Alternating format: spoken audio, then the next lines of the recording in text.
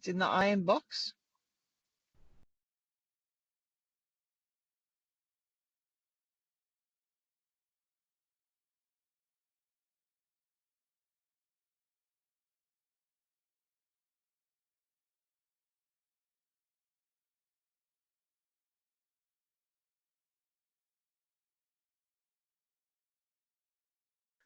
Can we move then to the applications for leave of absence?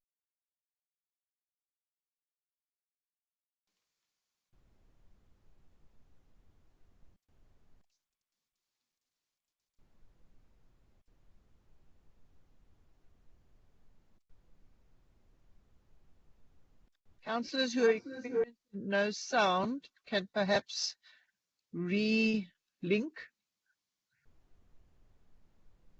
Check the little phone on your right there and just make sure that you can up the sound.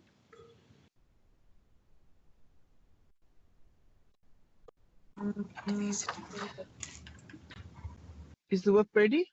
Yeah, good morning, Speaker. Good morning, councillors. Speaker, the apologies for this morning are as follows. Excuse me. Councillor Ahmad, Alderman Basson, Councillor Hendricks, Councillor Sali, Councillor Mumbandezi, Councillor Kwasheka, Councillor Sono. On sick leave today is Councillors Lowe, Rede and McFarlane.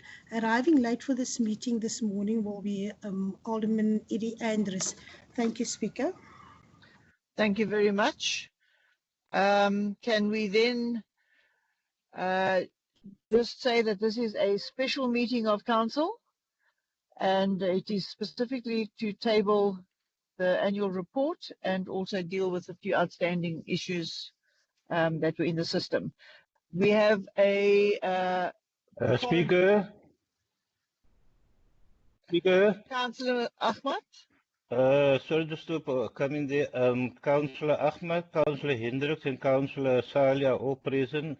We all our actual leave stopped yesterday, so we're back on duty as of today. Thank you.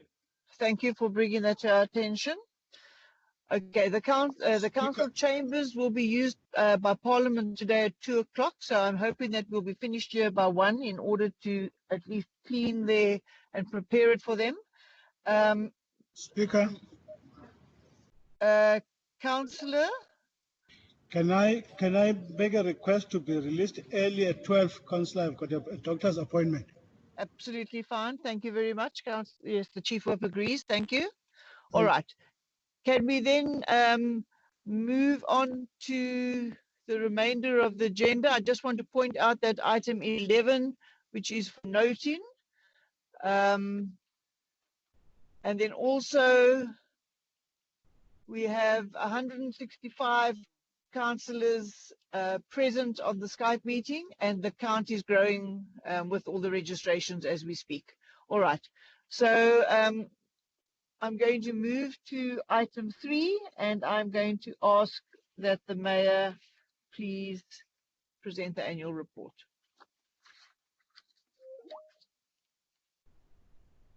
Thank you, Madam Speaker. Can you just let me know if I'm audible? Yes, you're audible. Thank you. And visible? And visible. Okay. Ladies and gentlemen, honourable colleagues, councillors and aldermen, Madam Speaker, thank you very much. It's a pleasure to see you all again, if only online. This is not an opportunity for a mayor's address with questions. It's a special meeting, mainly for the purpose of tabling our annual report, and I do now table it. I would just say, Madam Speaker, that the annual report that we are considering today deals with the financial year ending middle 2021, and so it's obviously quite an old. Well, it's a brand new report, but it refers to a period quite long gone already. But nevertheless, it holds some useful reflections for us as a city. The Auditor General has once again given us an unqualified audit, the 18th that the city has received since 2004. That is great testament to the financial management of the city by the city's finance professionals. And in particular, I wish to give credit to the former Deputy Mayor, Alderman Nielsen, who I hope is online to hear the credit that he deserves, because his portfolio was finance. And thank him very much for the work. And thank also the city's audit team and budget and finance team, who have worked painstakingly with the Auditor General's office over the course of the last few months to get this report ready, to work through a number of sticking points and points of dispute, but always in the best spirit and with the greatest respect for the Office of the Auditor General, and to arrive at a point of a final audit report. So the other aspect of the audit report, which is important, is of course the service delivery audit. The service delivery audit has identified some of the problems that all of us are now very familiar with, and which I've spoken about often, particularly relating to sewage and water reticulation. And I won't go through again the interventions that we've spoken about in the adjustment budget, and we'll speak about more and in more detail, and certainly with more volume in the upcoming main budget. But I would just say that I thank the Auditor General for raising those concerns. I've read that report, those parts of the report, very carefully, and have found those insights very helpful. And some of those examples of contractor failure are very, very helpful indeed. And I know that the team is already working on an intervention plan to look at each of the items of failure that the Auditor General has identified, and that will come out in the audit plan that will follow the process after today through MPAC, through the committees, and of course the report is now made available to members of the public as well in Cape Town at large. I would just say in closing, Madam Speaker, that we've had a tremendous week this last week as so far as basic service delivery goes. And I think it's important to highlight the fact that for the first time in more than 2 years, the N2 Express service on the MyCity bus service is up and running again, and will soon be back at capacity of 34 buses. And what a joy it was to travel that route on the first day on Saturday with our extraordinary city teams and our business partners now from the taxi associations and the bus company, who are now shareholders in that route. And may they long thrive, and may that route long thrive in providing an essential public service to the residents of Cape Town.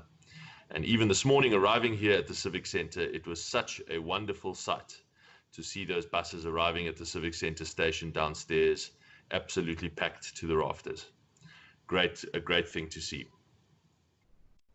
Secondly, and this is truly exciting, the official crime statistics released last week, Friday afternoon, late on Friday afternoon by the SAPS, showed that Cape Town is now the one metro in South Africa where the murder rate is coming down, and coming down very significantly, particularly in those precincts where we have had LEAP deployment. That's Law Enforcement Advancement Project deployment. Of course, one does not want to fall foul of the correlation is causation rule, but the initial evidence is enormously encouraging. This is the first official confirmation that we have from official crime stats that the investment in LEAP officers in those precincts is working to make Cape Townians meaningfully safer and to bring the murder rate down in Cape Town. And we now have a situation where Nyanga is no longer the murder capital in South Africa. It's fallen right down the list because of that intervention. And that is not just statistics on a page. That means people, real Cape Townians, who are meaningfully safer. Young children who can walk outside and play outside, mothers who can walk to the taxi rank or to the MyCity bus stop early in the morning, can feel safer in doing so. And that is really a profound achievement, something that I'm hugely excited about. and look very forward to seeing additional results and resources heading that way in the months and years ahead. And it was my pleasure this morning to give commendations to some of the successful shifts and individuals who have made those results possible. So thank you to all of those officers. And Madam Chair, on that note, I table the report. Thank you.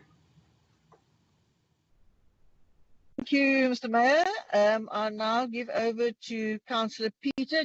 I want to just say that we are trying to resolve the sound issues for those with sound issues. So we'll get onto that as soon as the IT people can do that. But Councillor Peter. Thank you, Chief Whip.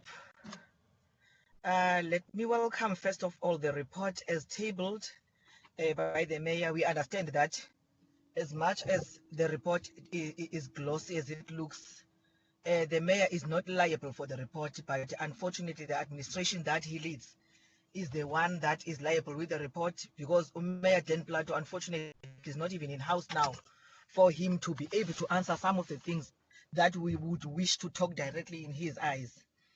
The report is as good as one would say the grass is greener on the other side of the road. The grass is not greener on the side where the many people that are previously disadvantaged are situated.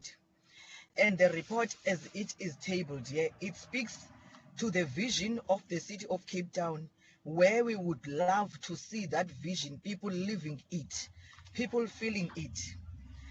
On the report, I can say that the representations which are invited from communities is such one other empty promise from the ruling party, giving false hopes as per daily experience in the new dawn. Okay, let me say yes. We as councillors, we will submit reports in the next round of sub-councils and portfolio committees, but we lost confidence or trust in the DA administration and promises.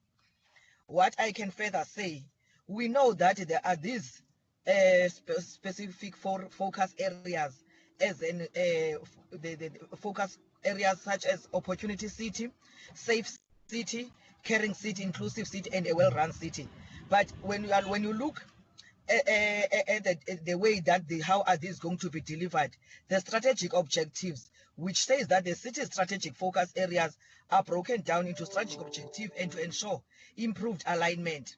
And as well, we again promised that in the program and the material issues as stipulated in the table below, those that are reflecting us to go directly to our portfolio committees. But we've been monitoring, and strangely and frustrating enough to say that during the 2020-2021 financial year or 2020 years, it was the year where the country or else the world was hit hard by COVID pandemic.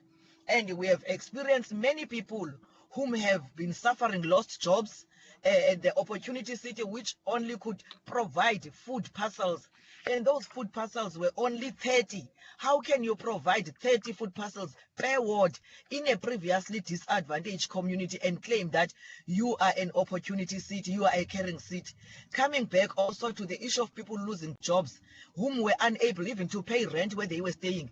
We've got a backlog of houses, people whom they couldn't even pay rent, whom they left their places of rent to occupy the open spaces.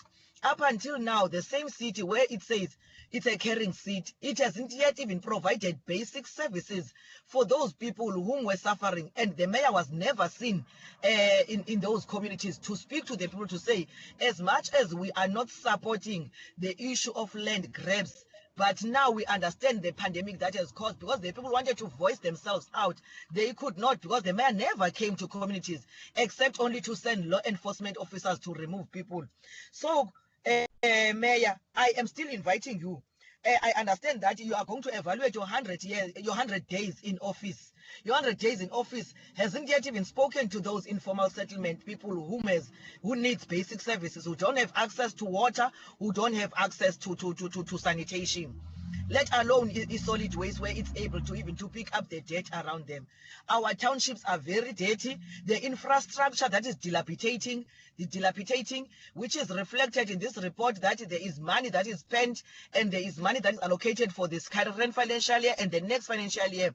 But in that infrastructure, it is really working for those that are advantaged, not for those that are poorer.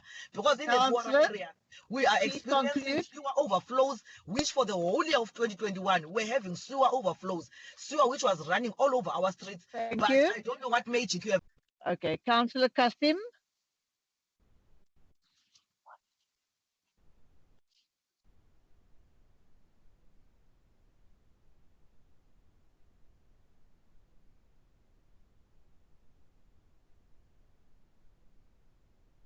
Is Councillor A. Kasim in the meeting?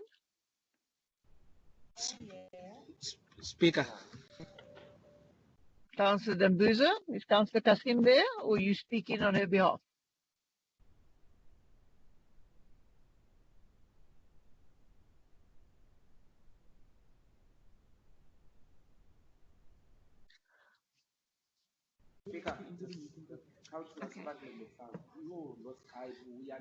Okay. Councillor, you can continue.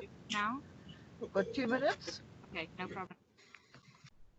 Thank you, Madam Speaker. The EFF agree that the report should be made public, but more importantly, should involve the public by taking input from them. By doing so, it ensures that the public know how the city will spend their money, because the city has never really acknowledged the plight and struggles of our people.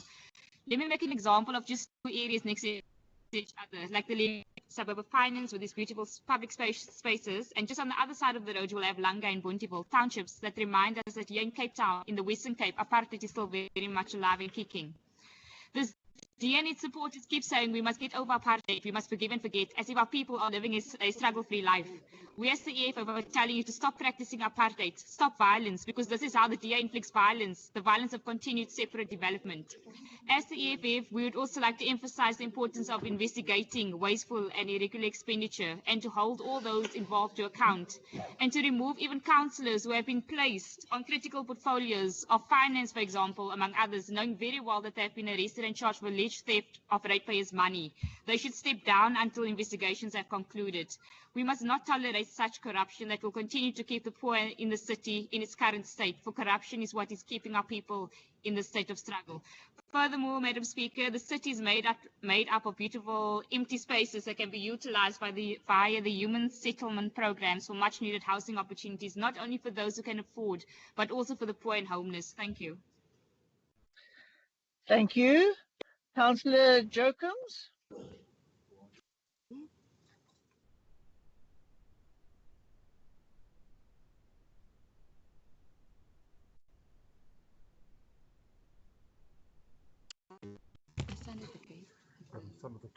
Good morning, Madam Speaker. Am I audible?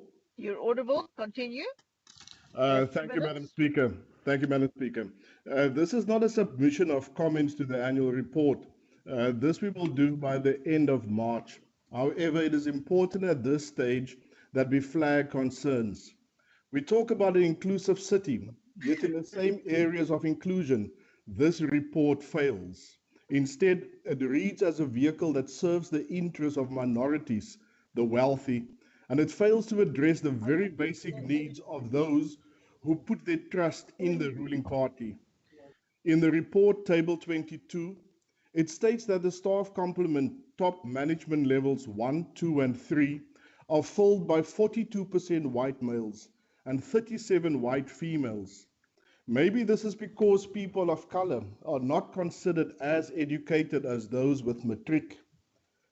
This employment equity surely does not reflect the demographics of the city.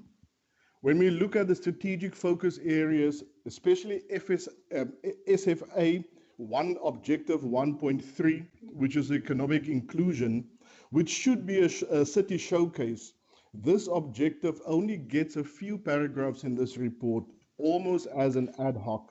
It is the mayoral job creation and skills development program, which is aimed and should benefit the unemployed. But this too has become questionable, especially when we consider the discrepancies in expenditure. The report speaks to multi-million rand investment in white-owned business and projects led predominantly by white project managers who continue to act and speak on behalf of everyone, but delivers very little to nothing in the areas where it is needed most. But I guess this is how the DA operates, using the Cape Flats only as voting fodder and not for economic upliftment. We can and we must do better for Mr. Lawrence in Avonwood, the Wambu Thank family. you, Councillor. Thousands of 2 minutes is up. I, Thank you. Councillor Stevens from the ANC. Good morning, Madam Speaker, Mayor, colleagues, officials and members of the public. Madam Speaker, let me start off by welcoming the tabling of the city's integrated annual report. Our founding father, the late President Nelson Mandela, once said, and I quote, "Overcoming poverty is not a gesture of charity. It is an act of justice. It is the protection of a fundamental human right, the right to dignity and a decent life. While poverty persists, there is no true freedom." Close quote. Madam Speaker, today, as we are given an opportunity to go and reflect on this report, I want to emphasize the part, while poverty persists, there is no true freedom. This report speaks about a beautiful city that is an opportunity city, safe city, caring city, inclusive city, a well-run city. Madam Speaker, my question is to whom? Whilst we are staying in one of the most beautiful cities in South Africa, it is also the most unequal cities, where you have those in the leafy suburbs getting better services and those in the townships must be happy with the poor service delivery they receive. It has become a norm that our most vulnerable people must on a daily basis live with open sewers, villages, the stinking smell and pipes that is long overdue to be replaced. Madam Speaker, how are we going to get clean audits if we take longer to complete our projects? For example, Ward 109, where the BNG housing project has been delayed for the upteen time without the explanation to the community. The last housing project that was successfully delivered was done by an ANC councillor. This, Madam Speaker, is more than 17 years ago. How is this a caring, inclusive, well-run city that works for all? Surely not for the residents of Ward 109. Speaker, I can go on and mention other projects in different wards within our disadvantaged communities that is either delayed or postponed. Madam Speaker, I want to again reiterate my colleague's word in our previous council meeting that says services delayed is services denied. Speaker, we must also take note of the fact that the integrated annual report, I refer to pages 100 and to 102 of the report. Why must we year in and year out receive such opinion? Points 12 speak to the significant underspending of 1.5 billion rand on operating budget and 847 million rand on capital budget.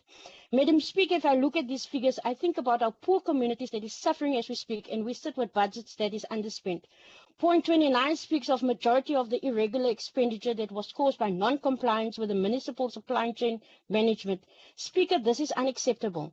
And so I can go on and highlight all the material irregularities. My question, Madam Speaker, how far is the investigations mentioned in the report, and will the final report will be available on the due date as mentioned by the Auditor General?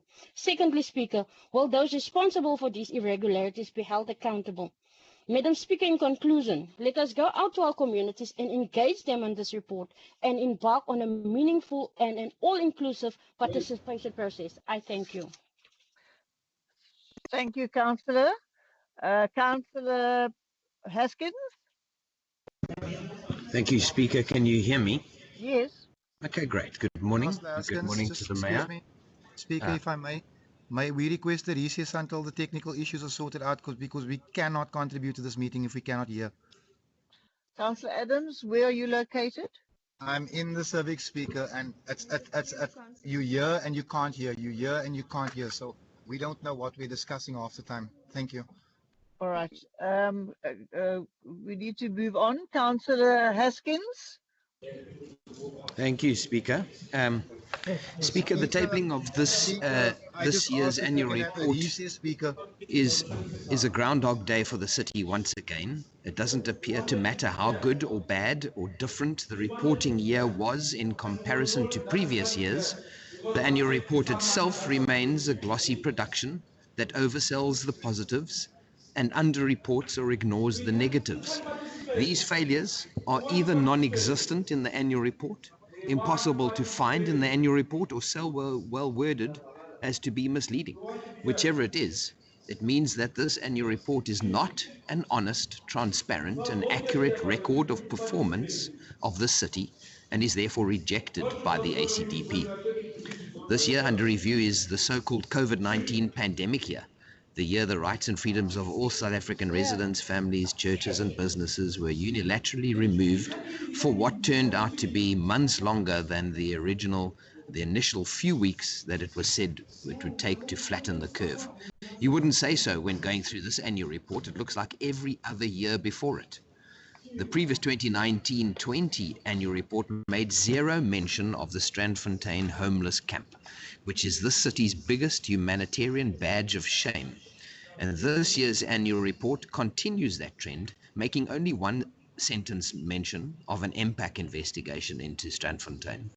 2020 is the year that the DA-led city revealed its true colors by forcing over 1,000 street people into trucks and then dumping them in Strandfontein, calling it a shelter, but which quickly became a ghetto, causing it to be shut down some 6 weeks later. The city presents this report today as if the humanitarian crisis never even occurred, as if the SIU was never investigating it, as if the 42 million rand in irregular expenditure in just six weeks never occurred, as if the city's inhumane abuse of hundreds of Cape Town's homeless did not occur, and as if the trauma they experienced did not occur. The purposeful omission of Strandfontein homeless camp of shame in this annual report and last year's annual report for 2 years in a row is appalling, a blight on the city of Cape Town's record. What else does this annual report ignore or gloss over? The My City N2 Express stopped in June 2019 in the previous reporting period and resumed just a few days ago, as the mayor just mentioned. It did not exist at all or operate for the full 12-month period of this annual report.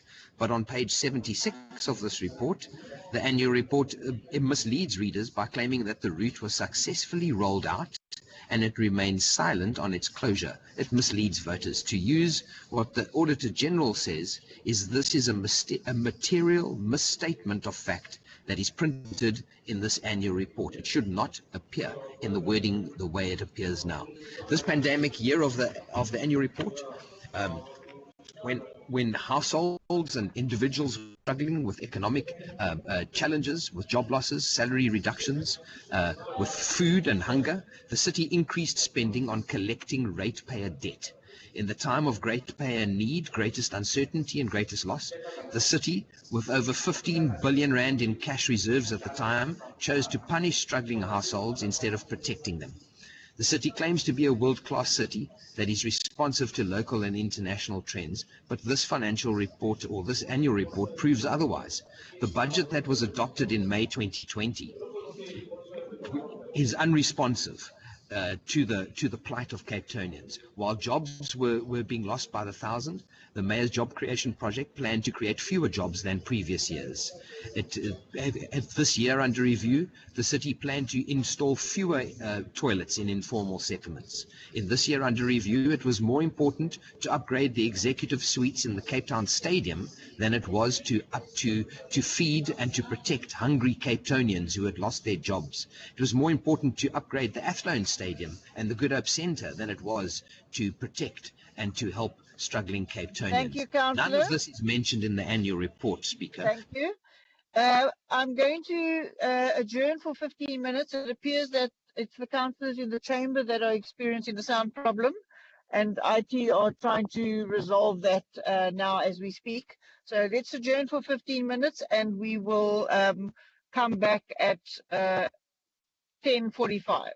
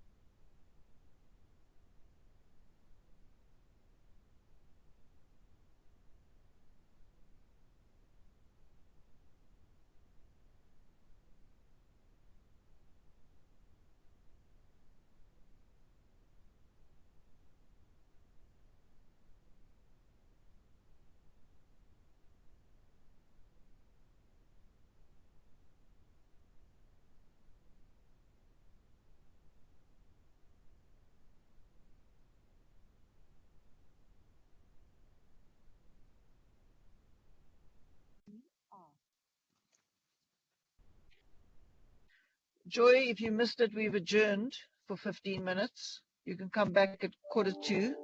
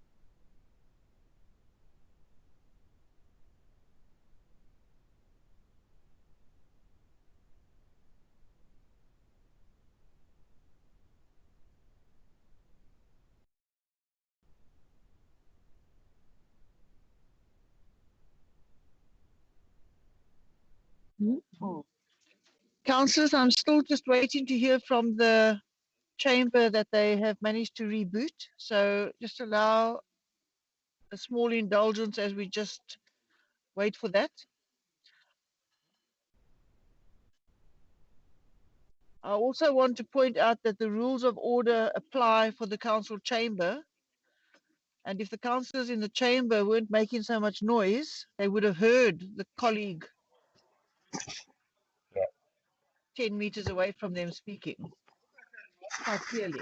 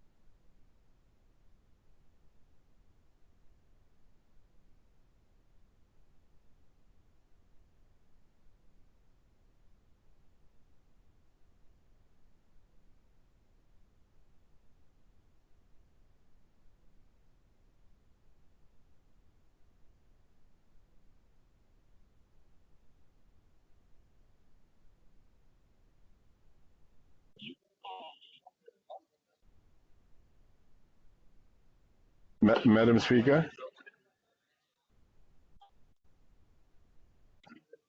Madam Speaker,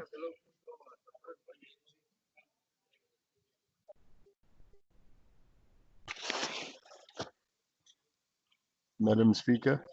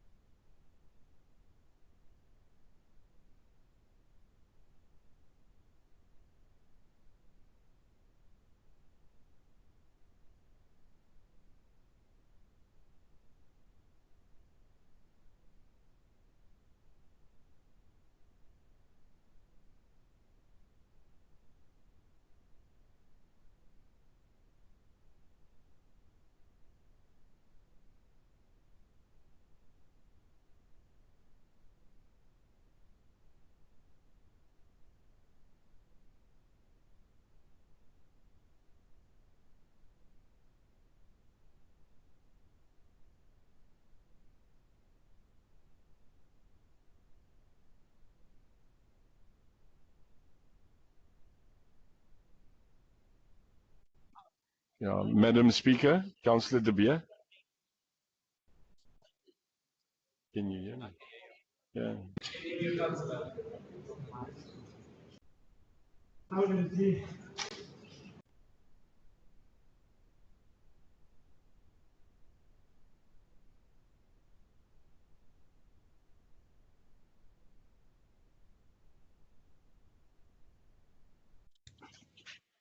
Testing, testing. Can you hear me?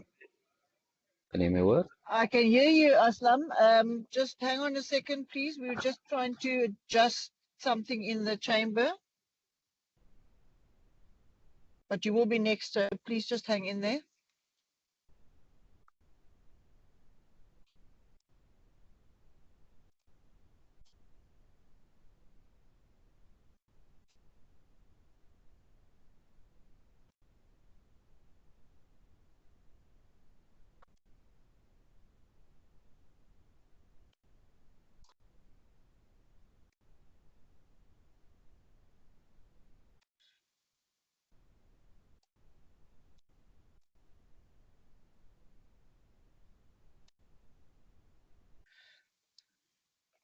Councillors, we're making an alternative arrangement for the chamber and we will reconvene at 11 sharp. Thank you.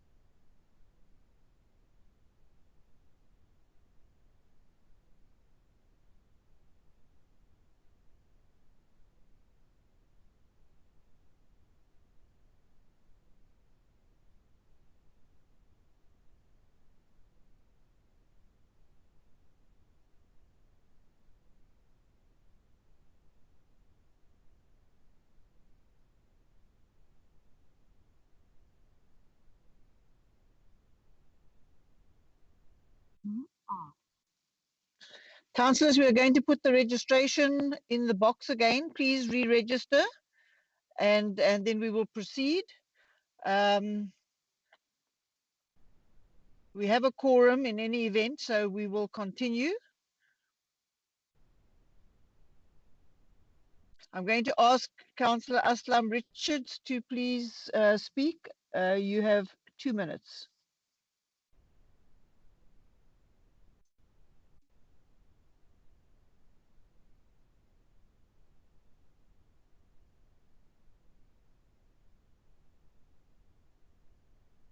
Councillor Richards, are you online? Okay, moving on. Madam Speaker, what topic are we on, Madam Speaker? You're asked What to item speak. are we on? We're on item 3. Please follow the agenda. We adjourn. No, it's Speaker, sorry. It's fine, Okay. sorry. All right, are you ready? Yes, it's still, the sound is still very poor. All right, well, Sorry. just speak. We can hear Yeah, you no, clearly. Madam Speaker, I was just testing the sound.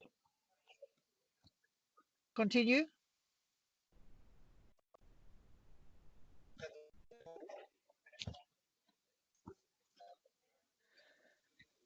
Councillor Richards, are you going to speak or can I move on? Right. You Councillor can Max. move on, Madam Speaker, thank you. Councillor Max.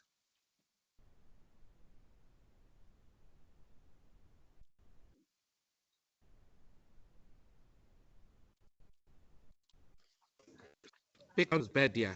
Even Councillor Max.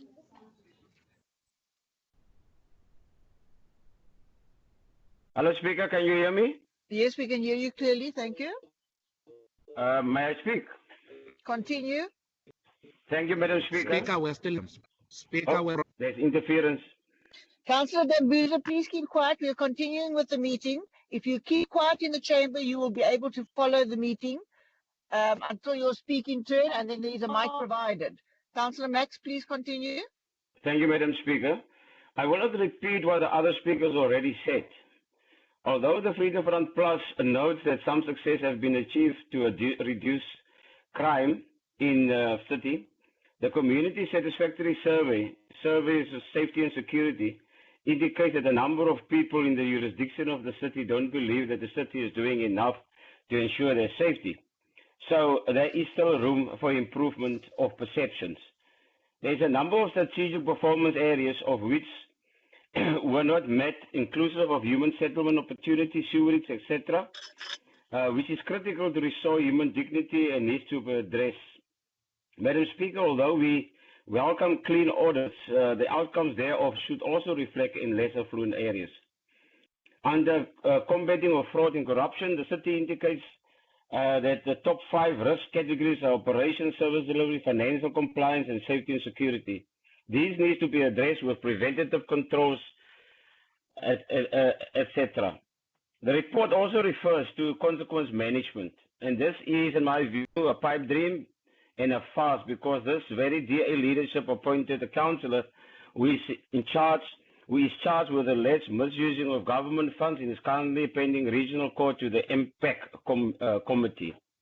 By doing so, this DA-led government of the city of Cape Town display absolute no respect to the voters who put them in power. I'm not anticipating a guilt. This is the same DA who had a quite critical, holier-than-thou approach when it comes to other political parties. So what you're going to use, you're going to use speaker. Yeah, plug it into the DA must walk the talk. Thank you. Thank you, Councillor. Can we go to Councillor Satoshi, please?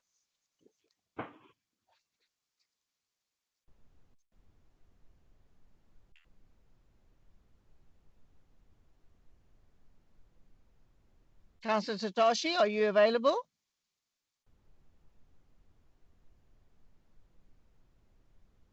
Speaker, if I may, while we wait for Councillor Satashi, may I? Councillor Adams, you may start. Carry on. No, I don't want to start because I don't want to jump the queue. I just feel that there is a section of the House that is having problems with the audio, and by continuing as if they're not, as if they're actually present in the meeting, we are isolating a constituency.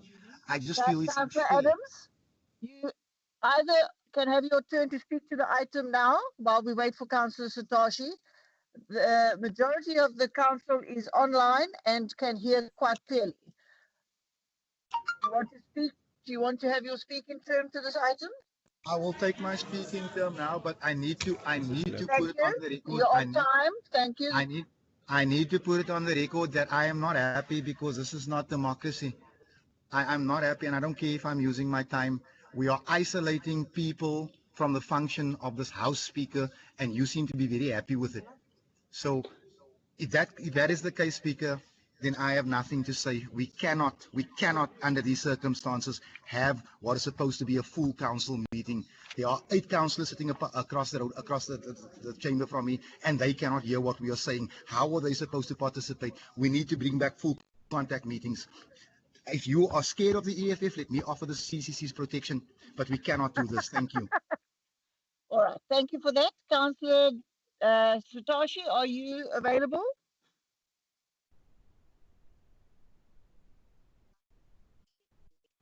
All right. Councillor Benman, are you there? Madam Okay. Speaker, Yes. can you hear me? Yes, we can hear clearly. Yeah, I'm experiencing massive connectivity problems from my side. So if I can't, I indicated to Rihanna, if I can't, please readmit me. I don't know what's going on. I thought that it was my Wi-Fi, and then I put on the dongle, but the problem persists. Okay, that's fine. Thank you, Councillor. Let me proceed, Madam Speaker.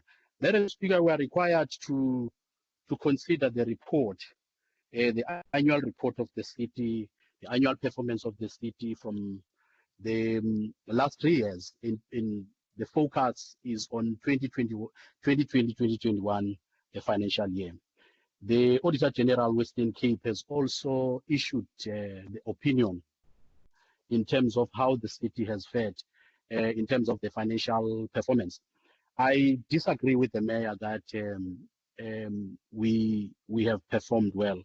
I will draw the attention of the mayor to page 102 of the Auditor General's opinion. The city has received unqualified audit with material findings.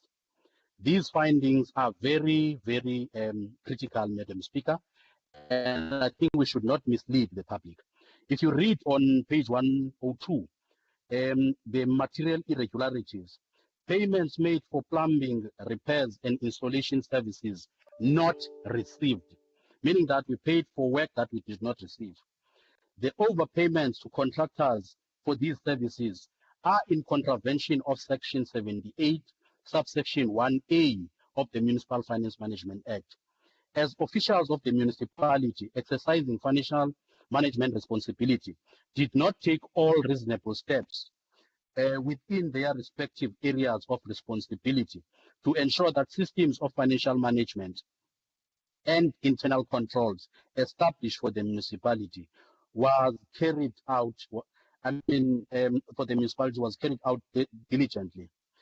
The non-compliance is likely to result in a material financial loss in overpayments if not recovered. Madam Speaker, we have an accounting officer that's supposed to be having an hawk eye on the line management in terms of making sure that we have the financial controls.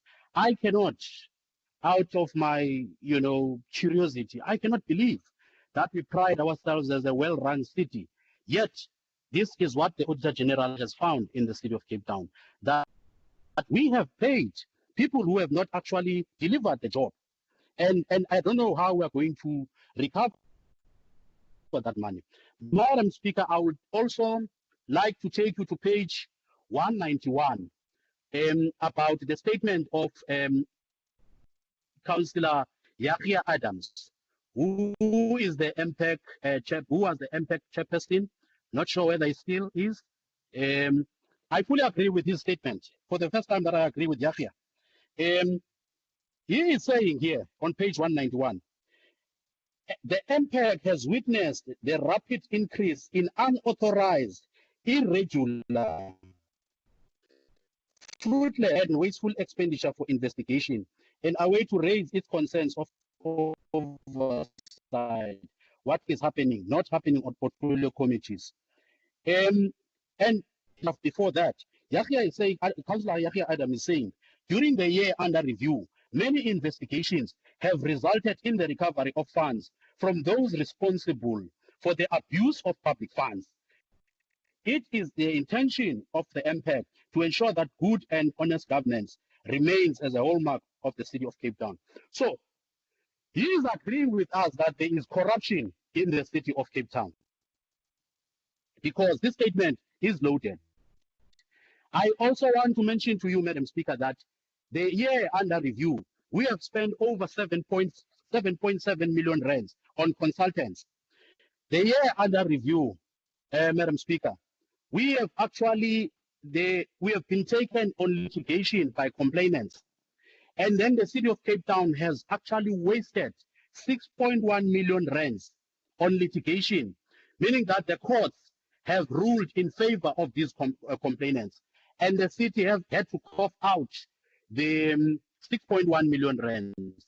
Madam Speaker, if you go and turn to page 206 and 207, you will see exactly what I'm talking about in terms of the increase in misconduct of some of the officials of Cape Town. The increase in terms of doing business, conflict of interest with spouses and so forth. The increase of everything. So it is also not true that we have spent our capital budget. And you will see on page 97, we are being misled here by officials to say that we have spent the capital budget. Can you round off, please? Madam Speaker, the capital budget, we spent 7.3 billion rands. That is not true. The original budget of the city was 9.6 billion rand, and then we adjusted to 7.3 billion. Thank you, Councillor. Councillor Damani. Thank you, Speaker. Speaker, as well looking at this report, I would like to bring to your attention that the vast majority of Cape Townians, as well as the majority of our people across the country, have been subjugated to political oppression, economical exploitation, and social subjugation for many years. It is common cause, therefore, if we want to change those conditions, we have to ensure programs and projects are biased towards the interest of the oppressed.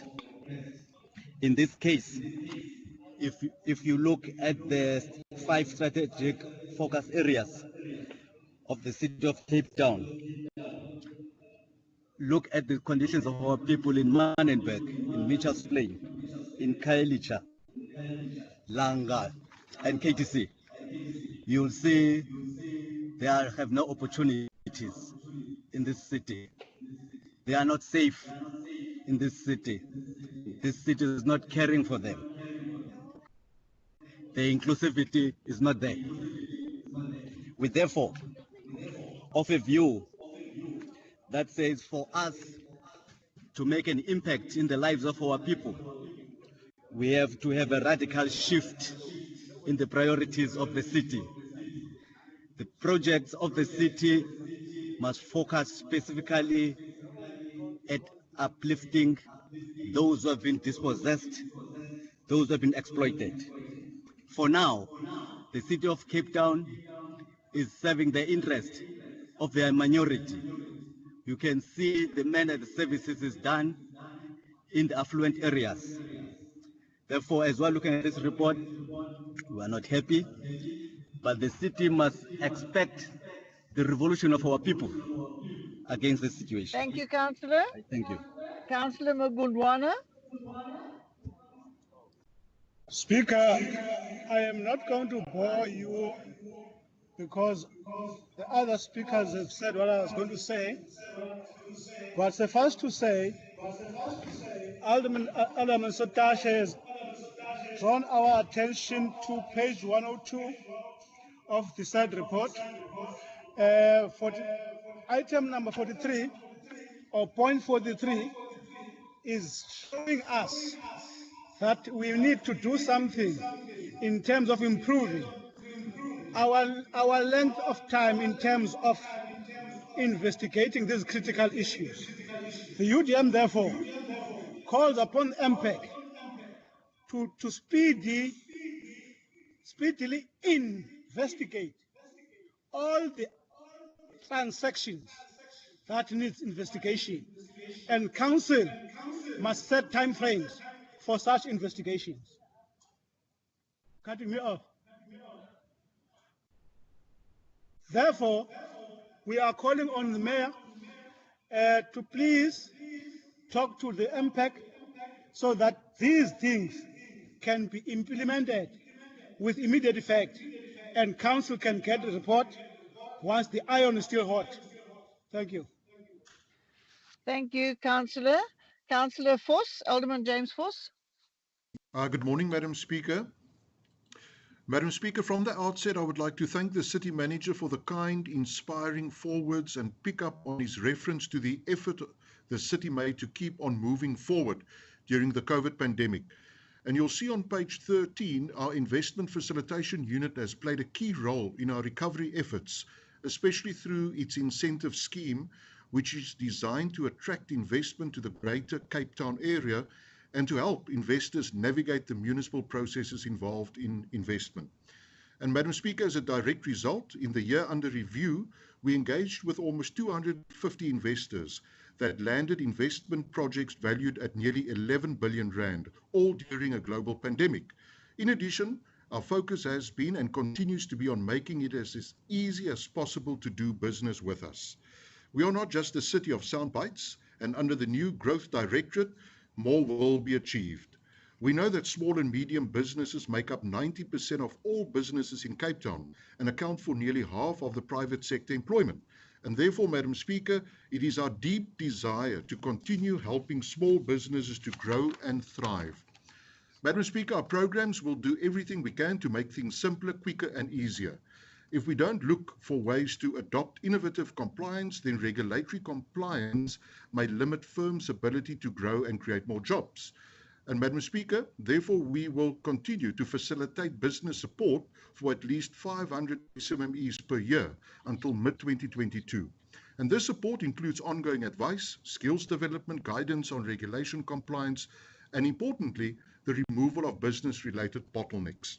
And we will do more to make life easier for businesses and entrepreneurs. Madam Speaker, this is a moment to look back and acknowledge past achievements and milestones.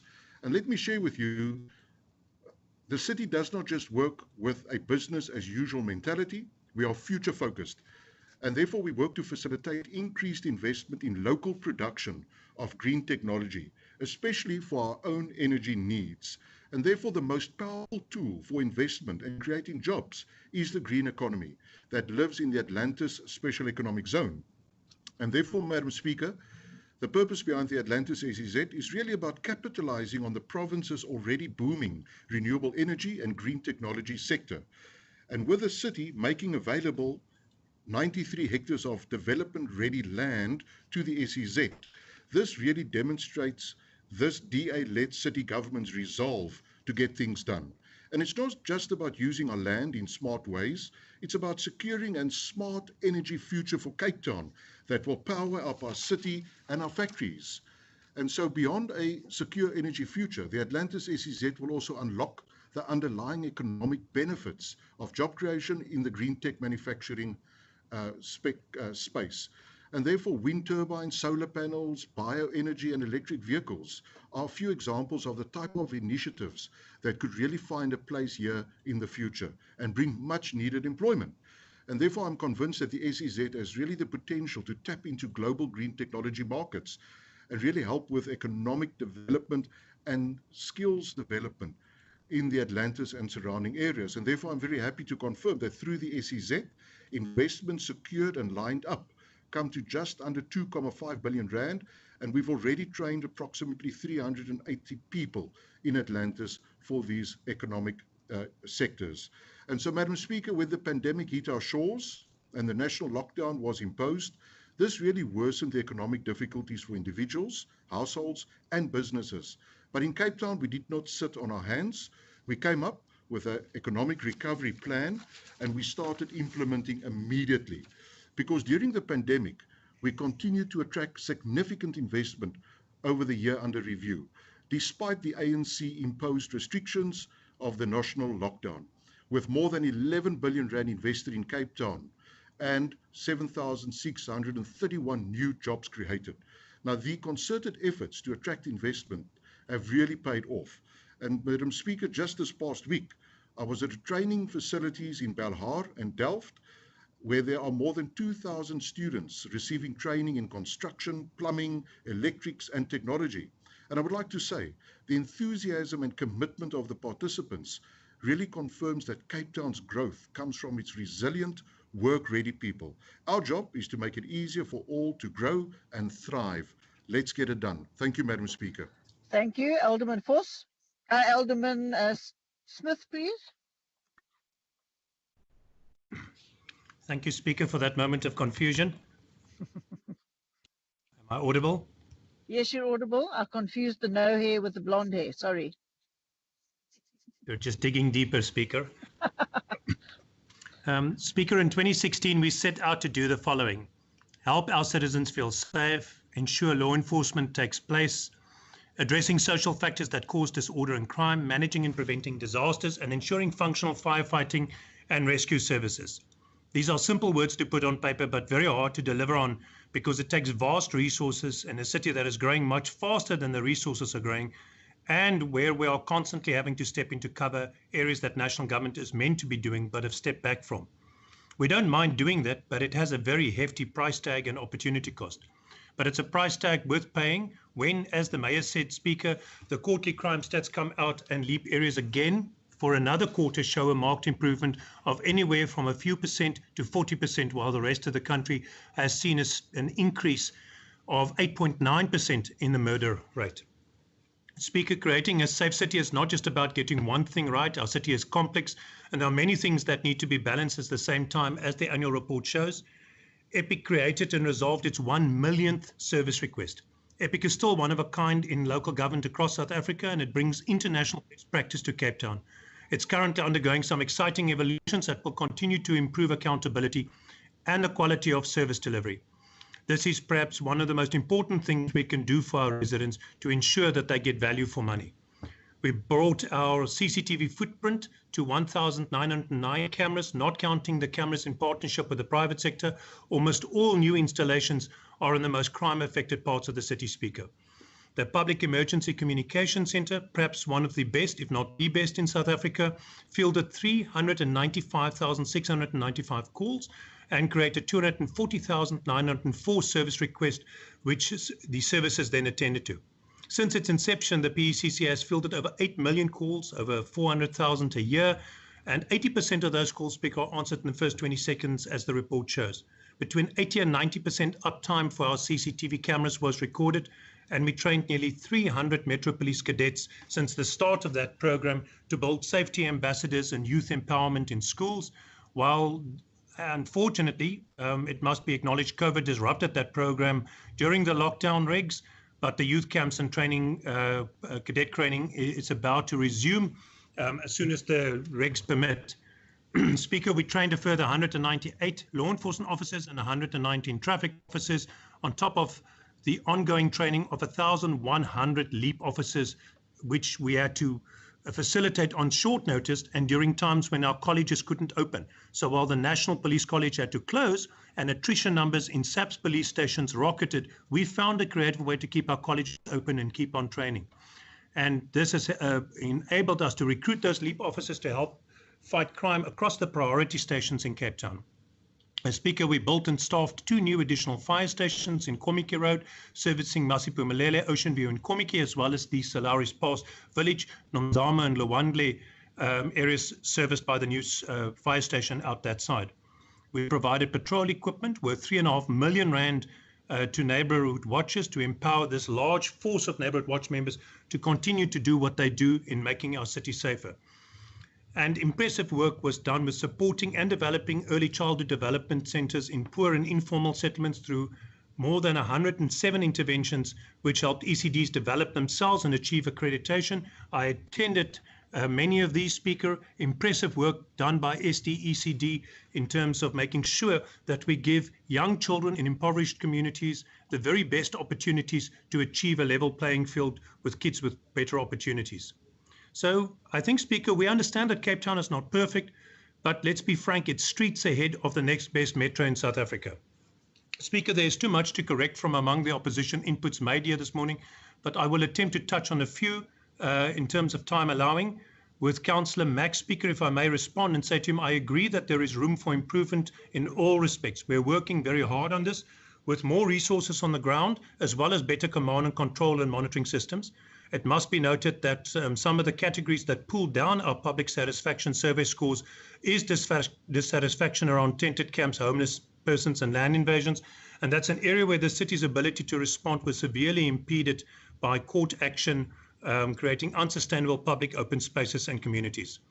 To Councillor Peter and to some extent Councillor Satashi, Speaker, I think Councillor Mbandezi will speak to the difference between corruption and irregular expenditure, some of it linked to emergency procurement during COVID, where the city was placed under pressure to deliver rapidly. But I want to say to Councillor Peter that the annual report indicates actual statistics, provable and demonstrable results that makes life better. Nothing is... Thank you, Speaker.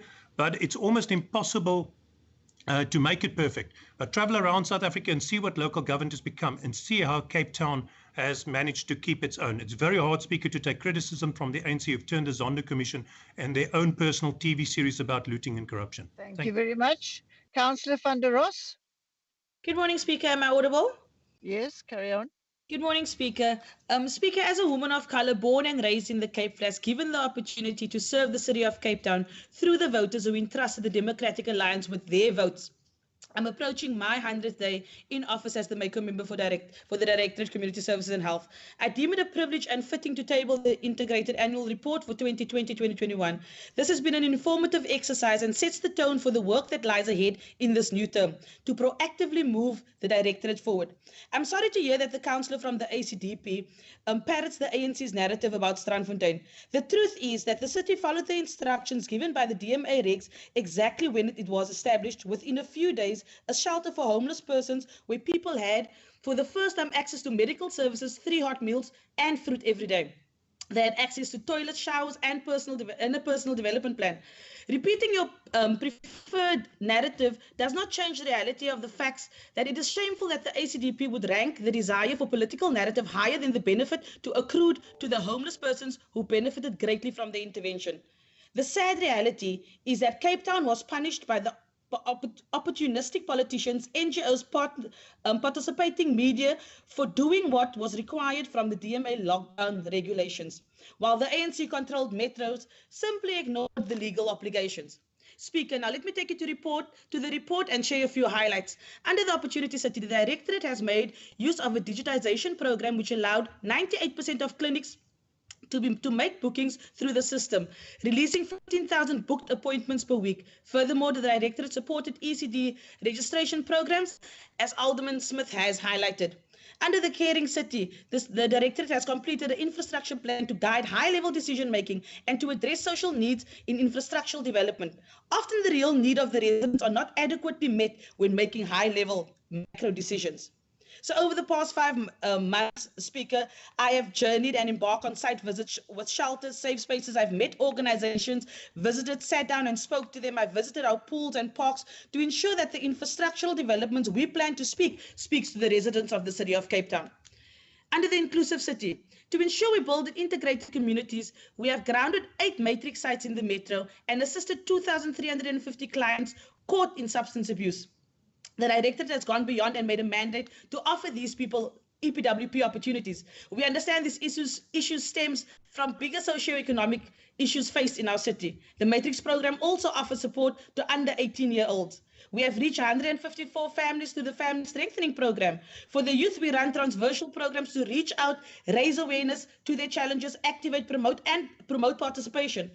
Our initiatives have touched the lives of 12,082 young people in the city of Cape Town. Under health services, we reached over 10,000 HIV-positive patients with ARVs for the period under review. From the environmental health perspective, we have exceeded our target of 20,000 assessment conducted, particularly in informal settlements. Our environmental health thus has gone a little further to ensure that those changing environments are indeed safe from hazardous by promoting air, water, and food quality. When it comes to the homelessness, Speaker, I want to say, please watch the space. We can and we will lead with dignity by providing an integrated, holistic, and dignified approach to our services to our street people. Our unit has reached over 11,000 in the year under review and successfully integrated 82 people. I say it again, watch the space. Speaker, I can say in closing that we can learn from this report before us. In saying this, the report gives me hope. It gives me hope that we have a foundation in the opportunities we have created on which we will expand. It gives me peace of mind knowing that we consider the security and safety that we offer to our projects and program, that we link all the residents when we think inclusively, but moreover that we build on projects tabled here today for us all to experience the caring city in which we take pride. I thank you, Speaker. Councillor Moodley, Alderman Moodley. Good morning, Speaker. Good morning, colleagues and councillors. The city's audit outcome has received a financial unqualified audit opinion with findings on compliance with laws and regulations. There has been an improvement, as it is evident that during the current audit cycle, controls implemented in terms of the action plan has prevented the reoccurrence of audit findings relating to procurement and contract management in some areas. This resulted in the number of audit report matters decreasing from 6 in 2019-20 to 2 in the 2020-21 financial year. The city's cash flow, Madam Speaker, and financial position remain strong. There was no need for the city to take up any loan funding during the 2020-21 financial year. The city's debtors decreased from 7.3 billion to 6.6 billion. Madam Speaker, the actual revenue mirrored closely the budgeted revenue amount, whilst expenditure was down below budget. The capital budget was underspent mainly due to the impact of the COVID-19 lockdown, community dynamics and influences, delays with the appointment of service providers, and contract performance. The annual report is being tabled as contemplated in Section 127 of the Municipal Financial Management Act and in accordance with the Municipal Systems Act 21A. The accounting officer makes public the annual report and invite the local community to submit representations in connection with the annual report as per Section 1275 of the Municipal Financial Management Act. Madam Speaker, we've been accused of that this city, the caring city, is actually is not pro-poor. On the contrary, over 3 billion rand was towards indigent relief. Also, Madam Speaker, in this financial year, ratepayers and businesses have been requested to come forward to make arrangements where they find great difficulty. The Mayor is on record requesting such. We have made sufficient provision. We have written off over 4 billion rand in debtors. And I'm requesting the public and all councillors to go out, and those that are in difficult, to please come forward to make arrangements, because we still have another 1 billion rand to be able to assist with them. In saying that, Madam Speaker, I move the recommendations on page 3. Thank you. Thank you. Alderman Ace. Thank you, Speaker. Am I audible? Yes, carry on. Thank you very much. The 2020-21 Integrated Annual Report is another step in the city's journey to a fully integrated reporting system. The report aligns with the recommendations of the King Report on Corporate Governance for South Africa, King 4, and with the globally accepted standards for integrated reporting. It presents a comprehensive view of the city's financial, operational, social, and environmental efforts, performance, successes, and challenges for the 12-month period. The city is a benchmark leader in the country regarding the integrated approach to the annual report and also the way we conduct our public participation processes when engaging with the citizens. We have a well-established oversight committee and a well-established procedure on the oversight of the annual report. We have heard from our maker members about the achievements of the 18th unqualified audit, which is a great achievement. But added to this is the excellent governance, which has also allowed the city of Cape Town to be voted the most trusted metro in the country for the 7th time in a row, according to 2020 Consulta Citizen Satisfaction Index. The city manager in his opening paragraph said that we have to accept that this virus is here to stay. But fortunately, the City of Cape Town has a solid foundation in place from which to address the many challenges. In 2020, the Crisis Coordinating Team in City of Cape Town was awarded the Global Public Service Team of the Year Award. Wonderful achievement. The City of Cape Town is rated as one of the best cities in the world for remote workers, according to Nespec, a global housing rental platform. The city has also deployed a digital platform for innovation, which provides a channel for collaboration and internal and external stakeholders, and creates an effective avenue for sourcing of innovative idea. The city is really committed to move towards excellence in every way and is willing to journey with all stakeholders in this regard. Accessibility is important for us. In this regard, we have improved service request systems, upping live communication with the residents through SMS or email status updates, including 4 status levels viewable live in the city's Report a Fault online portal. And during the period under review, 2.25 million incoming non-emergency contacts were made by the corporate call center. The customer rating satisfaction index was achieved 4.7 out of a score of 5 for the after call survey. Objective 1.2 in the report is leveraging technology for progress. The city broadband infrastructure project is aimed at creating a municipality-owned telecommunications network to serve the municipality across the metropolitan area. Libraries, clinics, bus stations, cameras, and other infrastructure which are vital for service delivery will be connected, and currently we have 408 city buildings connected. The city is also looking well after its most important asset, namely its human resources complement. In this regard, we reach 1,222 employees with leadership development program. We provided change management training to 814 employees, and 1,119 leaders participated in the city's leadership development programs. We want to encourage that we want all councillors to submit comment to their annual report at the March round of the public participation. So that portfolio and sub-council committees, as part of the public process, also give comment. Written comment can be submitted directly to performance management at capetown.gov.za.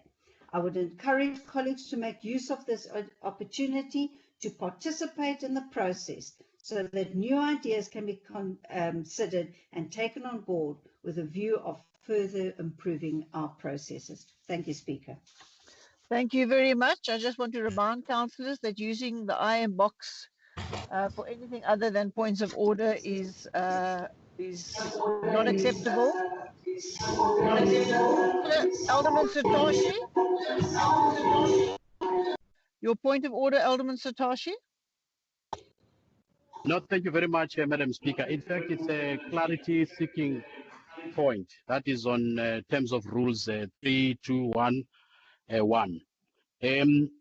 To Alderman J.P. Smith, he made reference to the fact that as the ANC, we are making unfounded statements about corruption and fraud in the city of Cape Town. And the latter speakers continued with that misrepresentation from Alderman J.P. Smith. Can I draw his attention, Madam Speaker, to page 204 of the report? Is Alderman Smith ignoring the report of forensic services from the city of Cape Town, where they are reporting to us here in this report is contained here, the fraud and corruptions? There are 13 cases that were investigated and completed, and those cases were found to be true. Is he ignoring that report that is coming from the forensic investigation? Because he says that there's a difference between irregularities and fraud and corruption, which I agree with him. Even here in this table, they have been separated. Here they are specific, they are talking about fraud and corruption. 13 cases in the city of Cape Town. Is he ignoring that report? Alderman Smith, would you respond, please? Speaker, yes, I'm happy to. I did say Councillor Mbandezi would likely answer him, and I think to some extent Alderman Moodley did, but I'm happy to answer him. He was referring to a much larger risk range of issues on earlier pages in the report. And I think it's worthwhile making the point, as he has acknowledged now, that there is a difference between irregular expenditure and actual downright corruption. Cape Town is not immune from corruption. We don't, being DA doesn't come with a magic wand that makes officials and others stop being corrupt. It's what we do about that corruption and the fact that we consistently take strict and effective action that precludes us from getting qualified audits year after year, and why we've been able to sustain the clean audits, Speaker. But I also have sympathy with officials who are placed under huge duress. Let's take the Strandfontein matter, which the AG found on. In 3 to 5 days, social development and early childhood development had to pull together Strandfontein with a full range of amenities. We effectively had to build a village that served as many people as some small towns in this province.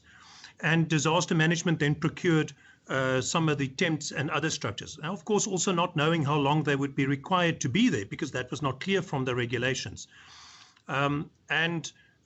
You know, the cost is said to be excessive, but you can't benchmark the cost because, as Councillor van der Ross points out, most metros simply ignored the responsibility because they were unfeeling towards the homeless, and they didn't bother to create these shelters. And when they did, they hardly made any effort. They created a few structures and walked away from it, not honouring the letter of the regulations.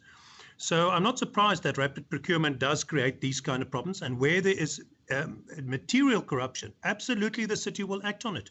And we have consistently done so. Just why there is a greater degree of trust in us and why we are deemed to be one of the more sustainable cities, Speaker. We're not perfect, but we are doing a lot better than the next best metro in this country. Thank you very much. All right, so councillors, we have a recommendation on pages 3 to 5. Do we all support the recommendation? Should I go through the list? We have 221 councillors. The ANC, do you support the recommendation? Madam Speaker, the ANC is noting the report with serious concern. I'm happy that Alderman Smith has considered that there is corruption in the city of Cape Town. Thank you. Councillor, you weren't listening, but never mind. The DA supports the recommendation? Yes? All right. Ada?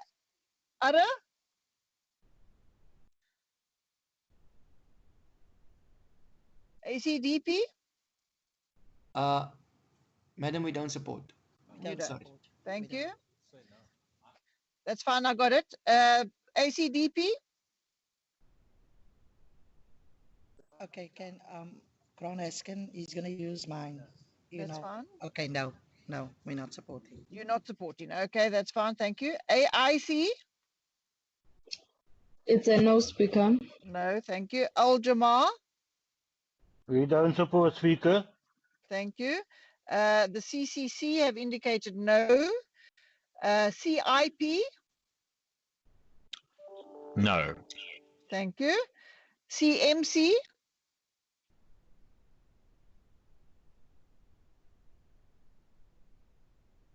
All right, we'll come back there. DI? All right. ACDP, yes, we got that. The EFF? Support. Who is that? The Leonard EFF? Max. All right, thank you. Freedom from Plus, yes. Good says no. PA?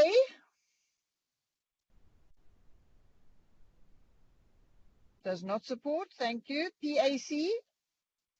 No, we reject. Thank you. UDM? Support, Speaker. Thank you. UIM?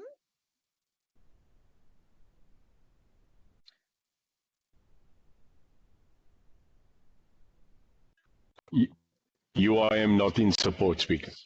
Not in support. Thank you very much. So we don't have any comments from the EFF, so we'll assume they're abstaining. Speaker, Yes. the EFF wanted to speak, and then there was a councillor that spoke at the time when we wanted to speak. So can he then be able to register the position of the EFF? yes, please. That's why I'm coming back to you. Thank you very much. The EFF I didn't catch that. EFF ayivumi. Okay, could you just give a yes or a no?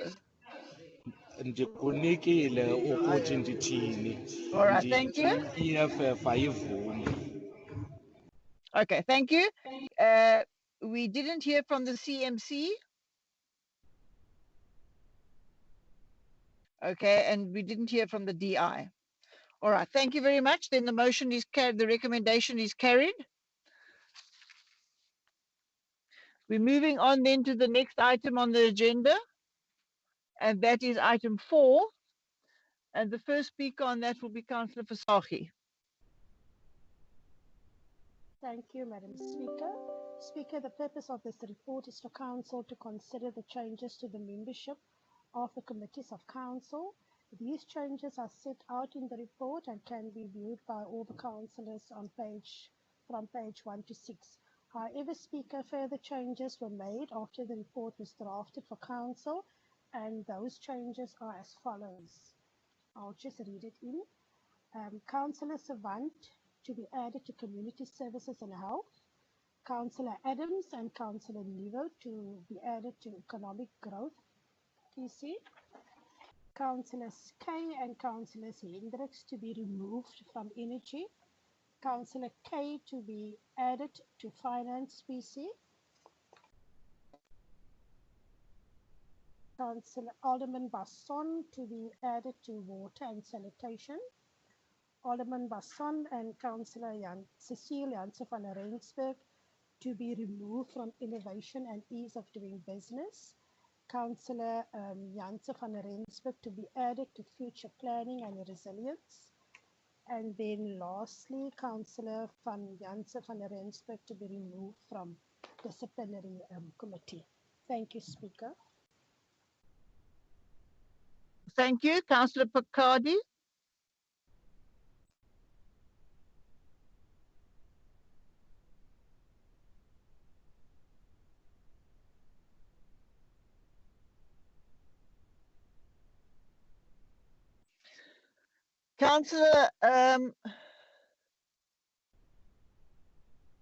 Councillor Little.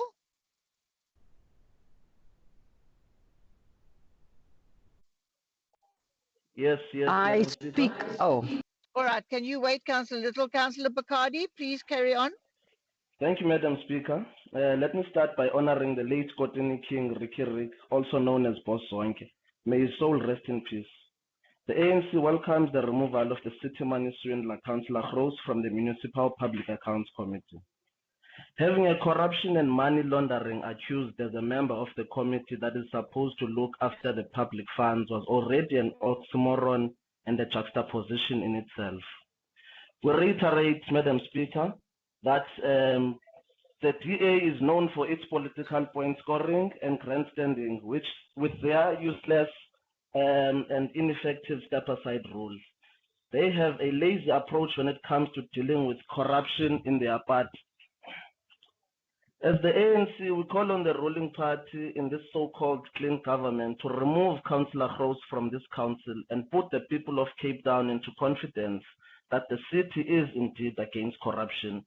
We are sure, Madam Speaker, that she will do with some time off to fix her corruption cases in between her busy court schedule. Thank you very much. Councillor Tandela.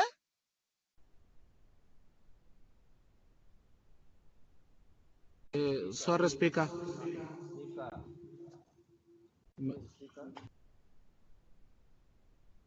Yes, Councillor Dembuza. You said Councillor Tiagela, so I'm not sure now. Oh, sorry, Councillor, you're quite right. I've got the wrong speaker on this item. It's Councillor Nunchi. It's Chunche, Speaker, not Lunchi. launching. Not Okay. launching. You can come for coffee and teach me how to pronounce it. If you can ask the councillor to speak. Well, the DA's efforts to confuse all of us will not go unnoticed by the EFF. EFF can only hope that the shuffling of the DA councillors is done purely based on skills and expertise that would be a great fit for their respective committees, adding value and improving the current degenerating service delivery.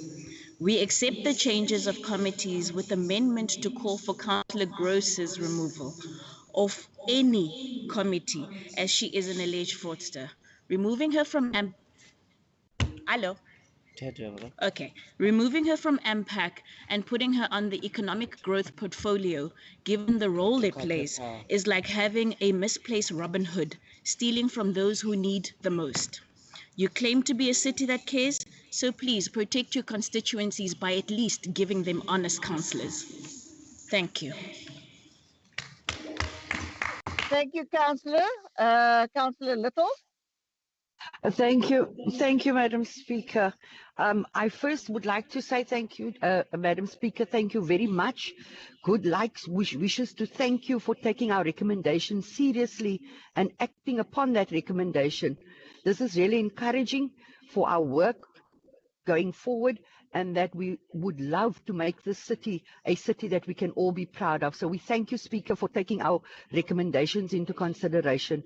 But I just want to point out something, that in many reports before this council today, COVID pandemic has been used at will for many failures, for many lack of service delivery. However, for the crime rate that has dropped, the city claims that it was the LEAP officers, purely their interventions. Just a question, wasn't it possible that it was the pandemic as well that had an effect on our communities and not the LEAP officers? I thank you, Madam Speaker. Thank you, councillor. Councillor Manuel, M. Manuel from the CCC.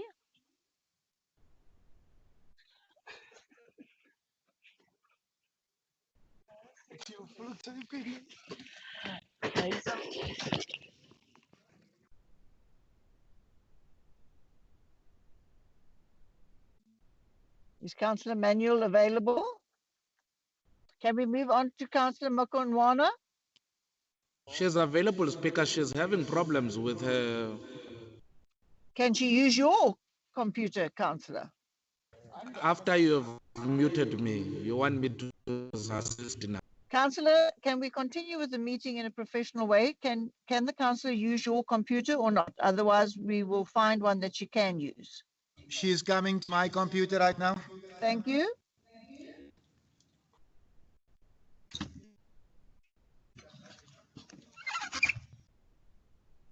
Good day, am I audible? You need to switch your mic on. Yeah, you're audible. Go. Honourable Mayor, councillors,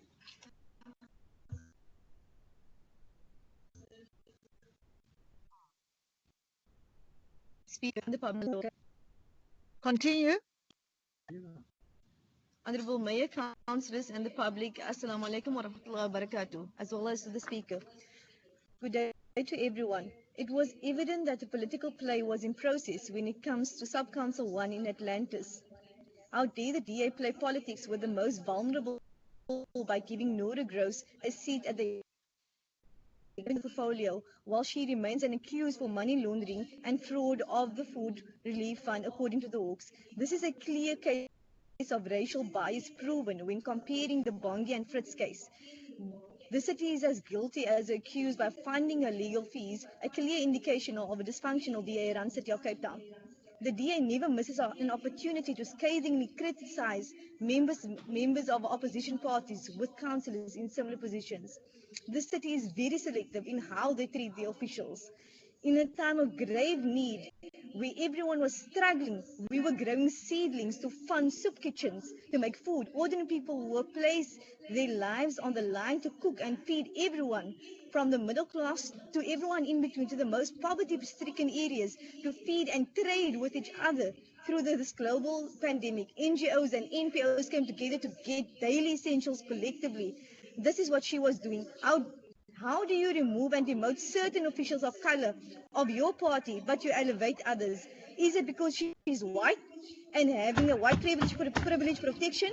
We as a CCC and all constituents are tired of knowing that no matter which protocols we go through, we will remain the white man's slave. And sadly, the input of my report is supported by certain white conscious citizens, and they asked me to be loud about this.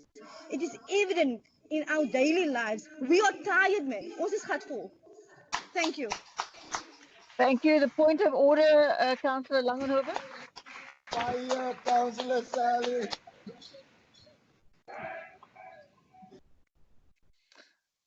Councillor Mugunwana, can you wait a second until we get the point of order from Councillor Langenhoven? Okay, Councillor.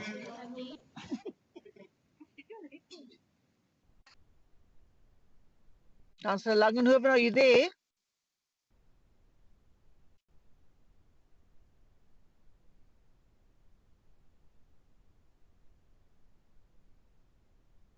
Hi, thank you. Can you hear me, Madam Speaker? Yes, continue. Thank you, Madam Speaker. I'd like to point out a point of order with regards to the 3 previous comments that were made. And I would like to point to 20.1 and specifically 20.1.2.2 of the Rules of Order, where it states that the Speaker may disallow a motion or proposal which advances arguments, expresses an opinion, or contains unnecessary, incriminating, disparaging, or improper suggestions, or in respect of which a decision by a judicial or quasi-judicial body is pending. There has not been a judgment against Councillor Gross at this point, and the arguments put by the 3 previous councillors need to be disallowed because there is no judgment.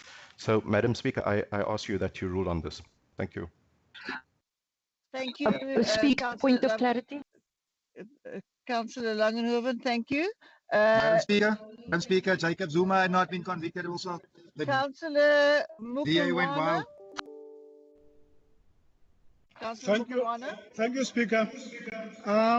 Mine is just to request from your good office that the placement of councillors into these portfolio committees be discussed in our whips meeting, the one that is coming, so that we don't have this up and down movement and we have stable portfolio committees. Thank you. Thank you. Councillor Fasaki? Yes, Speaker, it is on the agenda for our session next week. All right. Thank you. Then we have a recommendation in front of us.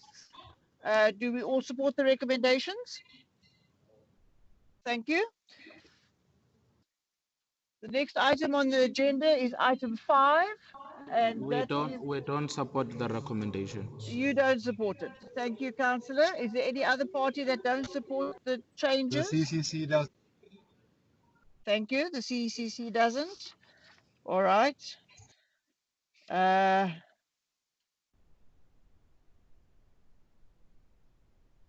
Is there anyone else that does not support the recommendations? All right. Ara did not. Thank you. All right. Then we're moving on to item 5, and we've got Councillor Asing. Good morning, Madam Speaker and fellow colleagues. Madam Speaker, item 5 seeks to obtain council approval to enter into a 6-year contract with Altron TMT Pty Limited, who's trading as Altron Systems Integration, for the supply, support, and maintenance of public key infrastructure software, services development, and licensing. This follows the finalization of the Section 33 process as stipulated by the Municipal Finance Management Act, where the contract imposes financial obligations on the municipality beyond the 3 financial years covered in the annual budget for the financial year. Key Public key infrastructure is a combination of software encryption technologies and services that enables entities to protect the security of their communications and business transactions on networks. Using a combination of private key and public key cryptography, public key infrastructure integrates digital certificates, public key cryptography, and certification authorities into one complete network security architecture. As the report states, public key infrastructure provides the capability to issue digital certificates to city service workstations, applications, and mobile devices. These certificates are utilized to enable secure communication and authentication to authorized users and devices. These certificates also enable secure integration between heterogeneous ICT environments, including SAP, Microsoft, and GIS enterprise environments. Based on the needs of the institution, the Information Systems and Technology Department liaised with Supply Chain Management and made the decision to enter into a 6-year contract with a preferred service provider. This resulted in the ISMT department achieving an additional benefit in the form of substantially better pricing due to the length of the contract. The source of the savings are indicated in the report, and I will not be going over them now, but we are looking to save at least 2.2 million rand over the period. Sorry, I'm still busy, Yes, carry on. Madam Yeah. Speaker. The length of the contract has also been aligned with the Core Applications Review Program, which, as you all know, we passed this last year, is a very important program for our city. And this is to ensure that the significant security and integration benefits are available to the city's ICT environments. The contract is also aligned with the city's integrated development plan. The initial tender value was estimated at 25 million rand, excluding VAT. The proposed contract value is now at 18 million rand, excluding VAT, and this reflects the savings as well as the reduced scope, as the schedule for the development was not awarded and no response was received. The bid adjudicating committee awarded the tender to the mentioned company, and Thank you, Councillor. Close. Thank you. Sorry, Madam Speaker, I support the recommendations as set out on page 5 of Volume 1 of today's Council agenda, and I urge the full Council to do so as well. Councillor Majuza. Thank you very much, Speaker. Greetings to everyone in the House. You know, it makes you wonder whether the DA administration still realize that it's operating within the interventional state, which is the developmental state. According to Section 7 of the regulatory context of the governing, planning and approval of capital budgets, policy number 2011-44, as was approved by a special council on the 26th of May 2021. Speaker, it clearly states that budgets plays a critical role in an attempt to realize diverse community needs, taking into account the IDP process, and that the formulation of a municipal budget should also take into account the government's macroeconomic and fiscal policy fundamentals, Speaker, which that should speak to the fundamental output of basic service delivery, not necessarily the useless throughputs that we usually see being implemented with no direct impact into the matters of service delivery. Furthermore, Speaker, the assertion shared on page 19 by the Acting Deputy Director General of the COGTA on supply chain, MFMA, and the IDP transcripts influences the said discussion, which in this review, he cites the critical considerations of the city's integrated development plan as a catalyst white paper presented to guide the city to tackle its developmental challenges in a financial year. It is therefore the IDP paper is considered as the critical guideline on how the resources of the municipality should be allocated, on which the budget is based. By saying on page 20, I quote, the IDP is a 5-year strategic document of this council. Municipalities should note that when a new council takes place or takes office after a local government election, will adopt a new IDP after thorough interrogation, extensive consultation, close quote, which the premise speaks to the desired outcome of the governing, planning and approval of capital project policies of realizing transparency, which the city's response to these submissions to the contract is in line with the IDP, which the last time I checked, Speaker, we were still in the process of developing the green paper of this referred to document. Whilst the corporate governance refers to the shortfall of the city's incurred wasteful expenditure and irregular expenditure in recent years, largely to non-compliance with supply chain management processes, defiances in contract management, and non-compliance with Section 33 of MFMA, which it further alluded that the municipality is urged to perform due diligence and ensure conformance with the applicable prescripts. And this could assist us in to avoid irregular expenditure such as previous similar arrangements that ended up in courts, seeing the municipalities have to deal with unnecessary legal costs, such as the case between the city and the ICT Works Propriety Ltd, which was lost by the city last year on the 18th of June. There is deliberations on this submission. The consultation to be given to all you, the Councillor. Thank you. Councillor Tandela. Thank you very much, Speaker. I'm not sure if I'm audible, Speaker. Yes, you're audible. Thank you. Yeah, we are missing crucial information with regards to these matters that we're facing. And we couldn't even hear the previous both speakers because they keep on breaking. Hence now I'm even doubting that we are going to do here, it will be audible. But be that as it may, I'm not sure. Councillor next to me can't even hear me. Awarding of tender.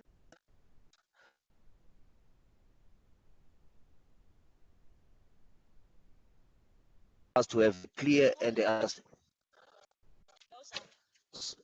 there's no sound. They can't hear me inside here. We can hear you, and the councillor next to you should be able to hear you. Continue.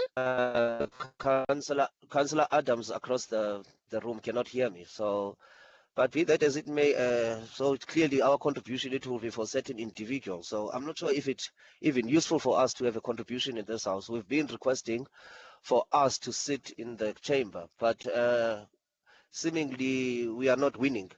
My comment with regards to the awarding of this tender,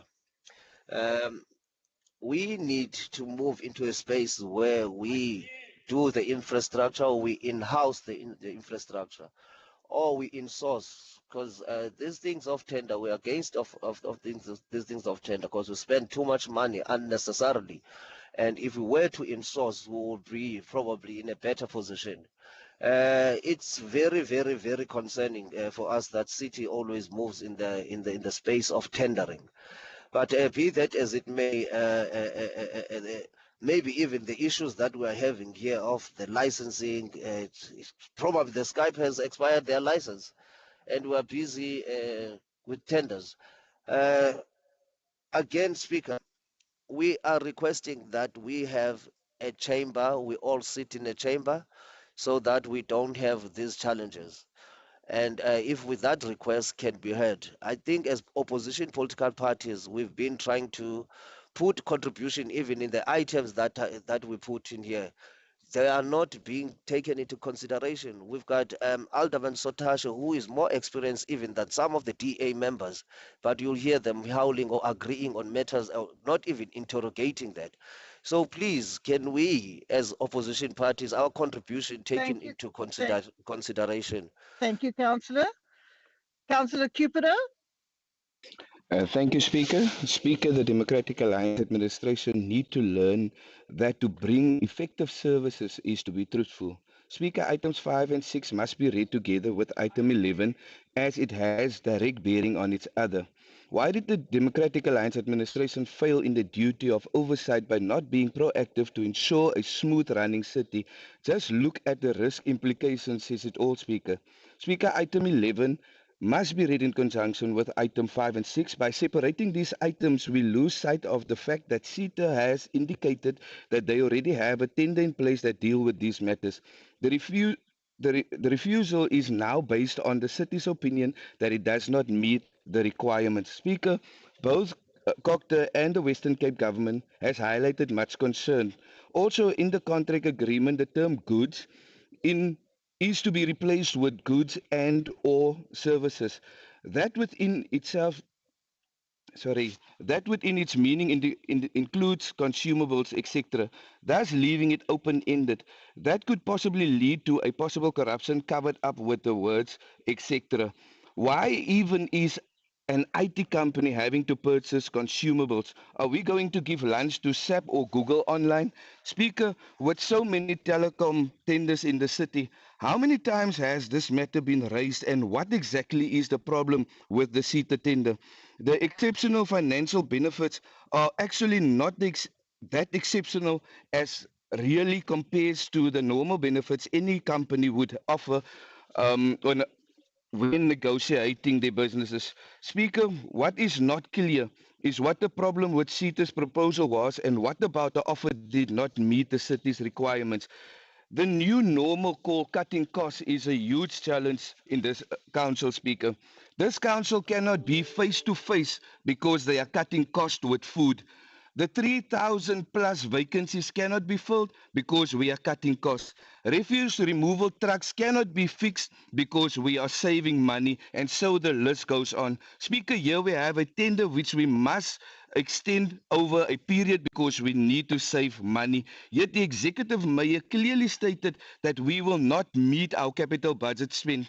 Speaker, maybe the Democratic Alliance administration must come clean and inform the residents that it's not a well-run city as it professed to be. Why the city would extend these two tenders under the banner of financial benefits and hide the offer of CETA 5 items down remain a mystery. Speaker, as good, we cannot support the so-called saving costs at the expense of service delivery while we are deprived from our roles with regards to oversight and therefore want our concern to be noted on both items 5 and 6 with reference to item 11. I thank you.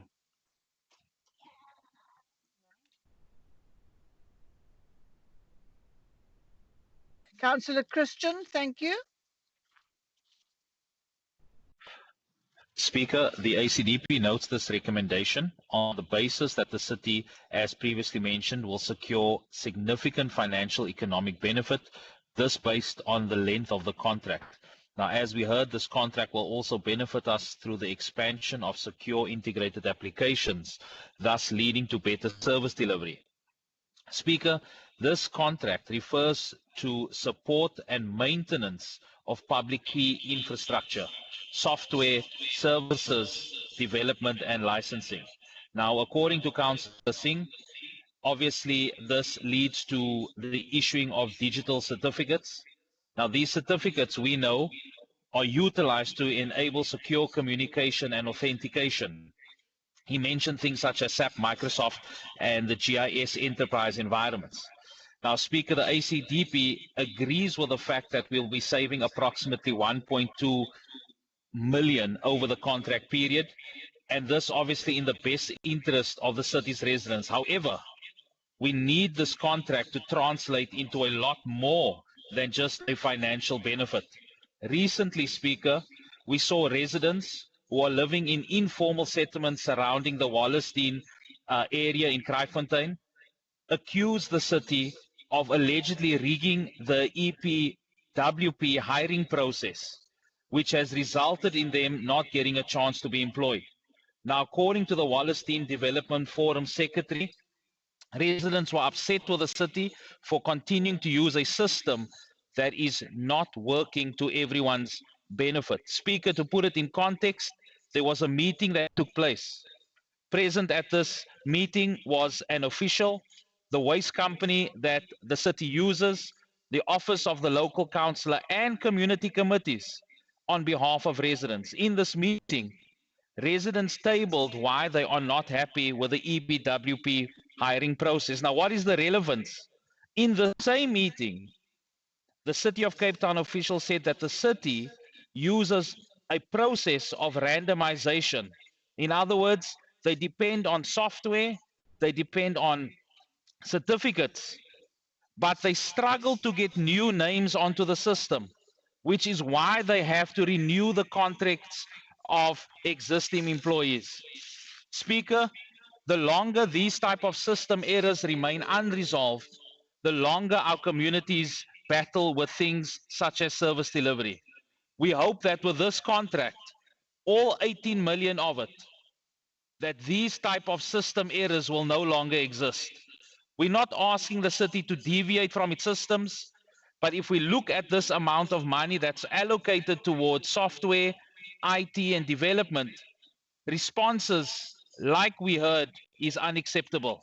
How is it possible to spend millions on support, software security, and IT services only to have an official respond to the community? The city's been struggling to get names on its system, which is why it's opted to renew the contracts of existing employees. Speaker, when looking closer at this specific service provider, they specialize in systems integration. They specialize in software. It is safe then for us to say that what the residents of Wallerstein has experienced will never happen again. That the EPW program will be a fair process. Speaker, the basis of our support can then be summarized as follows. Yes, the city will be saving an incredible amount of money, but also it's an opportunity for the city to do what it's been designed to do, to treat everyone equally, regardless of their political affiliation, regardless of whether they are affiliated to a ward councillor or not, whether they stand in line at the EPWP process, they will be treated just like every other.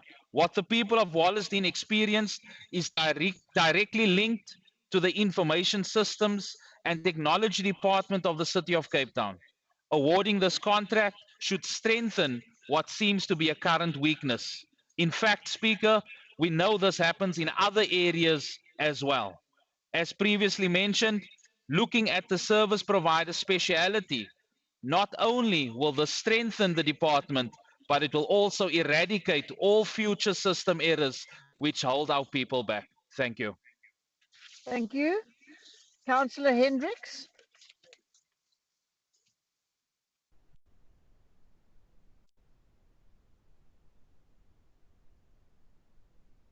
Councillor P. Hendricks.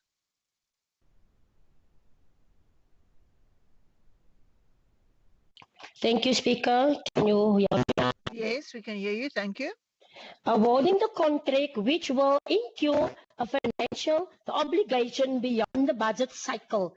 We, the Patriotic Alliance, do not support recommendation for tender number 336 for the amount of 80 billion and Section 4 under the discussion, paragraph 2, where the information system and the technology, the department of the city of the Cape Town thinks that the technology will not advance in the next six years. Please advise the world leaders in communication. Apple and Hawaii is struggling just to keep up with the rate that the technology is advancing. Even the cell phones is upgraded before the 2 years contracts expired. It is a great concern that this fact has not been taken into a consideration. Awarding a contract which will incur financial obligation for the city that we recommend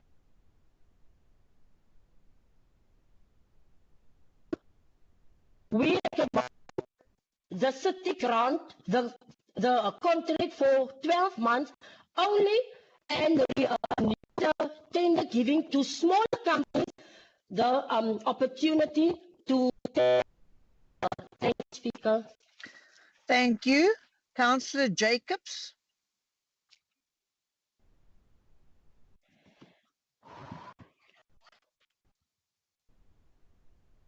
Councillor D.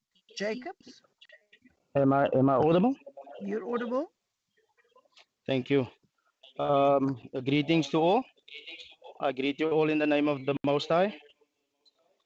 Madam Speaker, with regards to the tender to supply and support maintenance of public infrastructure, it has become very clear that the city has no interest in providing opportunities for the information communication technology players of Cape Town. Again, the tender was awarded to a company from Joburg. And surprisingly, the information is not available in this document. But Altron systems integration are situated in Office Park, 20 Woodlands Drive, Woodlands, 2191. The email address is info@ultrasystems.integration.co.za. The telephone number is 011 2005 7000. The directors are Chet Baker, Hendrik Balgout, and Matthew Clausen. Now, this information is protected by the city under the POPIA. But if councillors are bound by a code of conduct and form part of a legislative council, why is the information protected? But it is available on the company's website. Now, one needs to ask yourself a question. Is this done deliberately so that we can't see the company's registration? However, Madam Speaker, I've noticed in the part of the contract that states subcontracting, it does not outline the 30% set aside for the locals. So what happened to the empowerment plan? Now, we as the CCC recommend that the main contractors take a local company and empower them, not necessarily with finance, but in training. So by the time when these main contractors are done, our local contractors in information communication technology can be fully empowered. I thank you. Thank you, Councillor. Alderman Ace. Thank you, Speaker. In my response, I wish to separate items 5 and 6 and will respond to the statements with regards to CETA on the next item. And Speaker, while we can applaud the enthusiasm and passion of the previous speakers, I urge them to read and familiarize themselves with the content of the item to which we are speaking. Perhaps the rapid ascent of Councillor Cupido from position number 17 to top 9 is some understanding of some of the background information which was lacking. Speaker, on page 9 of the report, it indicates that the City of Cape Town has conducted a thorough demand management and planning exercise to determine the full requirements to the city's service delivery functions. These measures will ensure the city's financial position is not negatively impacted and that this contract is aligned to the city's integrated development plan. The city has redacted all the personal information as required, and in addition, the city has taken note of Costa's comments and other comments and have addressed these concerns. This contract, Speaker, is in the best interest of the city to continue rendering the services and that the existing PKI services will not stop working during July. And securing a 6-year tender has ensured additional savings. So therefore, Speaker, I wish to move the recommendations as on page 5. Thank you. Thank you very much. We have Good and the PA parties not wanting to support. Are there any other parties not wishing to support this item? Please put it in the iron box and we will move the recommendation accordingly. EFF does not support. Thank you.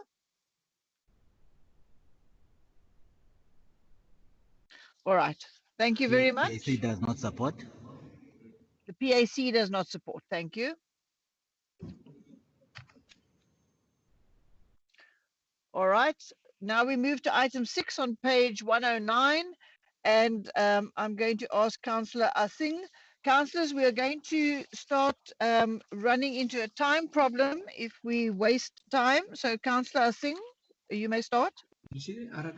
Thank you, Madam Speaker. Madam Speaker, I want to echo our Maker member Teresa Ace's call for colleagues to please read these documents. A lot of work has gone into making sure that the report clearly states from step by step, from the beginning to end, how we got to the selection of the actual company that's going to provide the service. Stop with these conspiracy theories, because you're covering up the fact that you're not reading these documents and that you don't understand them.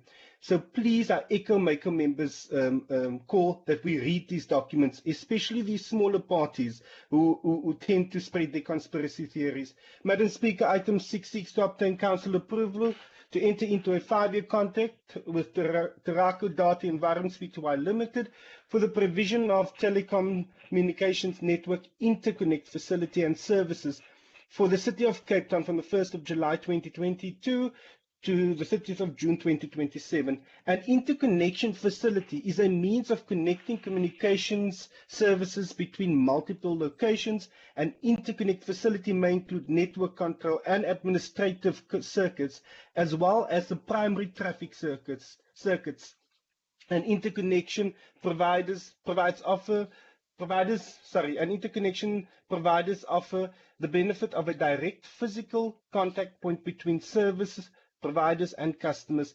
The services which will be provided to the city via this tender will ensure the city's interconnection to local and international telecommunications services providers so as to exchange information such as voice, email, internet services, and various other telecommunications services that enable its daily operations.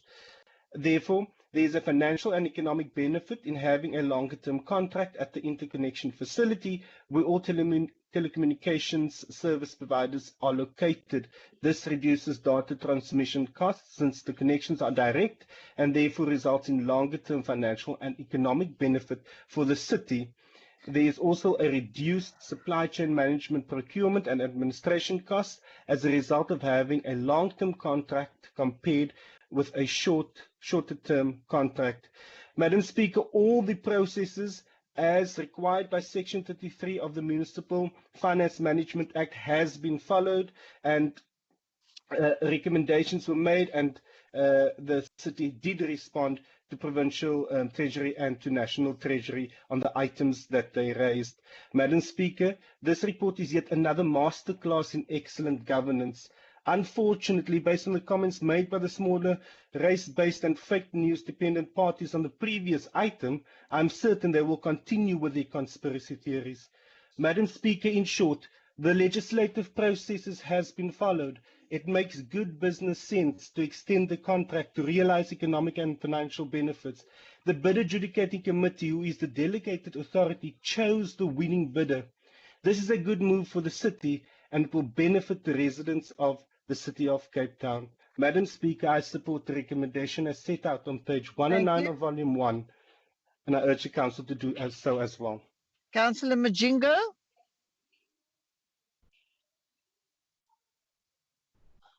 Good afternoon, Madam Speaker, Mayor, and colleagues. I can't forget the people of Cape Town. Madam Speaker, the item in front of us is brought to us because it's going beyond the 3-year cycle. We are required to award the contract which will go beyond the 3-year cycle to the company as indicated in the document. This telecommunication internet facility, I hope, is going to assist to improve the situation, because as we started the meeting earlier on, the glitches that we got, I hope this contract is going to improve such. The current contract is ending on the 30th of June, and the new contract, if approved by Council, is expected to kick in on the 1st of July, which is going to assist us as the city. So the contract should be in line as required by law. It has been brought to us. Now we hope that the items mentioned, or the areas of voicemail, internet, and other telecommunication issues will be addressed so that we are able to do our daily activities as the city. We appreciate, Madam Speaker, the agreement or entering into long-term contract, because at the end of the day, it brings better opportunity in terms of pricing, so the cost becomes lesser when you are in a longer contract. It's more like buying in bulk, you get the benefit. So we therefore, as ANC, hope that this contract will be managed accordingly as per all the section of 116, 33, and so on, So we support the award of this contract to the aforementioned company. Thank you very much, Madam Speaker. Thank you, Councillor. Councillor Mazi. Good morning. Morning. Thank you, Madam Speaker. We want a physical meeting and not it correctly. Please, Madam Speaker, because we are being kicked out of the meeting. Madam Speaker, EFF is an anti-tender organization which is against outsourcing and against the tenders because the tenders are not helping. Am I audible? You're audible. Yes, continue. Oh. The problem is still there. Madam Speaker. Councillor Mas was kicked out. Councillor, can you allow your own councillor to continue, please? Madam Speaker, capacity goes together with delivery. So, as it does not solve any problem. With EFF wants the city of Cape Town to start insourcing. Carry on. We can hear you. Start insourcing, so that because we do have an IT department here, so why don't we utilize the IT department and go away with the tenders? Because the tenders are doing. Excuse me, Councillor. Can you please, in the council chamber, be courteous enough to allow the speaker to speak without any background interference? Councillor Masri, I'm sorry about that behavior. Please continue.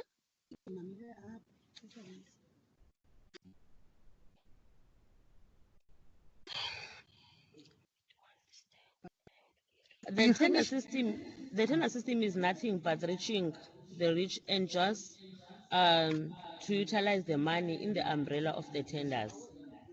These finances can be directed to other departments that needs money the most.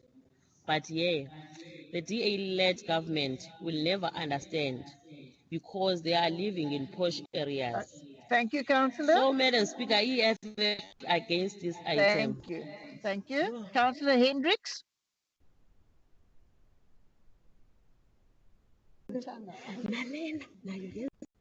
Councillor Hendricks.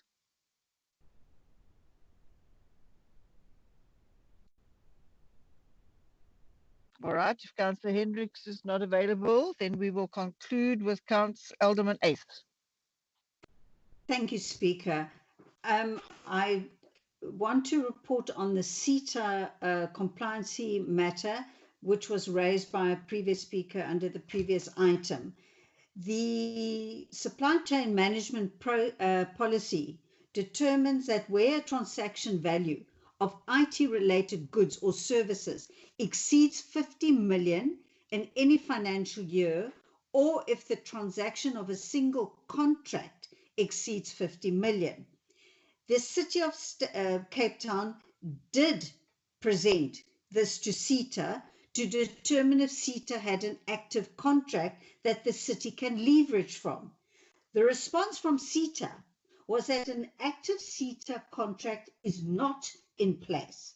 However, CETA had a similar solution to the tender requirements.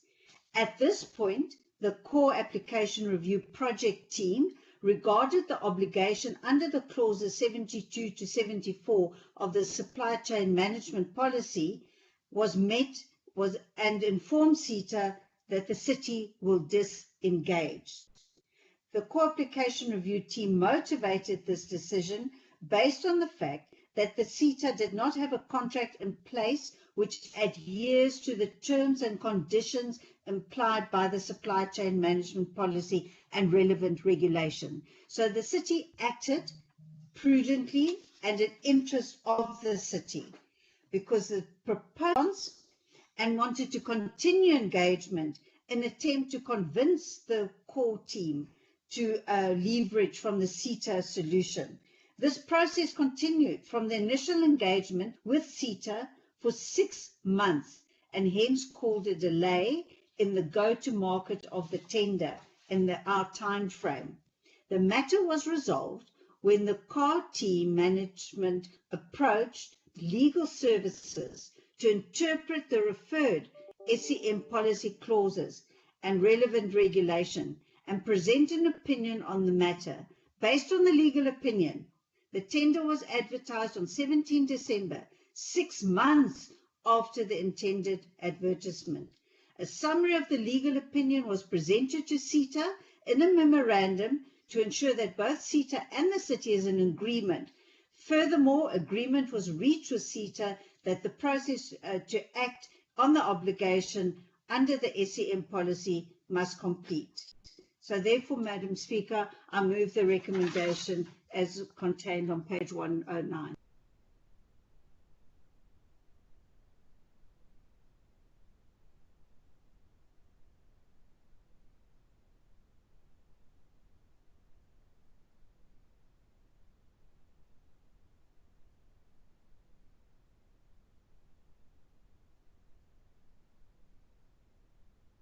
Councillors, we have item 6.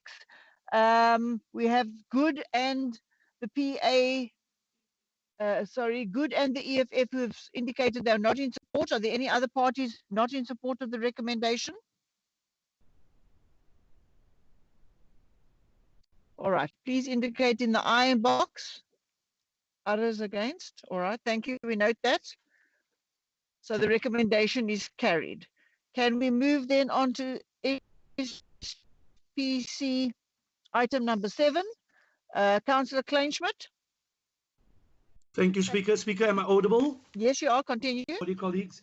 Madam Speaker, when the Mayor, in his opening speech, when he said the My City N2 Express buses are up and running, it's a great victory for the city, the DA-led city of Cape Town. Kudos to the Mayor, to the Mako, Rob Quintus, and the entire team, Madam Speaker. And so the My City Phase 2, a rollout of services to the Metro Southeast, that the permanent and partial closures of the following roads be approved. They are Block, Belmont, Lansdowne, the intersection of Turfall and St Kilda, Haywood Road, Racecourse Road. Those are the roads affected. As part of the public comments and a participation process, a Skype meeting was held on the 10th of June of this year. The process also included advertisements appearing in the Cape Argus, the Daily Voice on the 17th of May, and the People's Post, the Lansdowne edition, as well as the Southern Suburbs Tatler on the 18th and 20th of May 2021, respectively.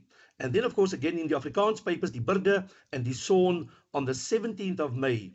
Owners of affected properties took place between March and June 2021. And so the roads were identified, they were presented to the Sub-Council 17 then on the 22nd of April 2022.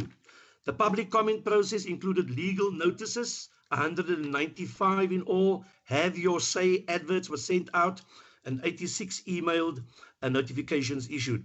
The community concerns was mainly the traffic congestion during peak periods, Madam Speaker. The use of private motor vehicles as a mode of choice particularly contributes to the level of congestion. The design team has considered the impact of the various proposed roads. The city has recently introduced a signalized traffic signal at Turfall, Caster, Benona road intersections. This significantly improved the access and opportunity to the Rondebosch East suburb, for example. Then, in conclusion, Madam Speaker, the city has a long-term plan to provide sustainable, efficient, and effective public transport. If I should just call back, it's 1.5 million commuters from Khayelitsha and Mitchells Plain alone. And this will bring about a positive change, including reducing traffic congestion.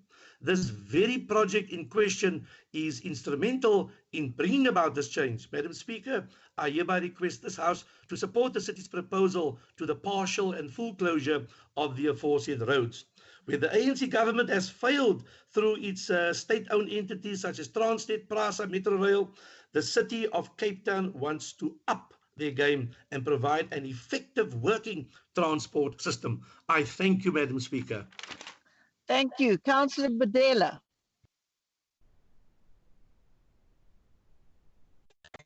Thank you, Madam Speaker. I'm audible.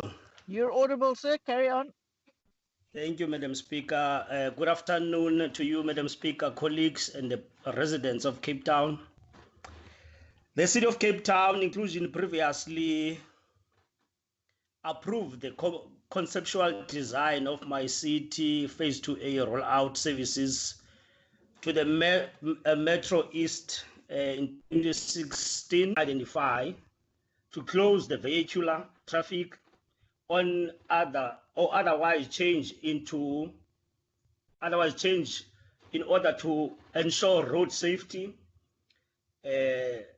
efficient transport, public transport users. According to the report, the engagement with the owners of the affected direct access took place in March 2021. The last meeting as an ANC, we have raised poor reply to the public meeting participation. We therefore requested that the administration should consider the redone in a manner that is suitable, not only to the newspapers, as it was mentioned by the latter speaker. We have even made mention, Madam Speaker, that in our townships, people don't really read newspapers, but they believe in loud hailing. When you loud hail, then people will converge to a place of area where you are calling a meeting. The aforesaid list, Madam Speaker, is not only limited to what is mentioned.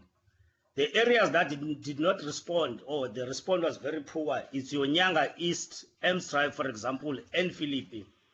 That's where our concern is, Madam Speaker. As the ANC, we don't want to assume that our view or suggestion that has been taken into consideration of re-embarking on the public participation on those areas that I've just alluded to.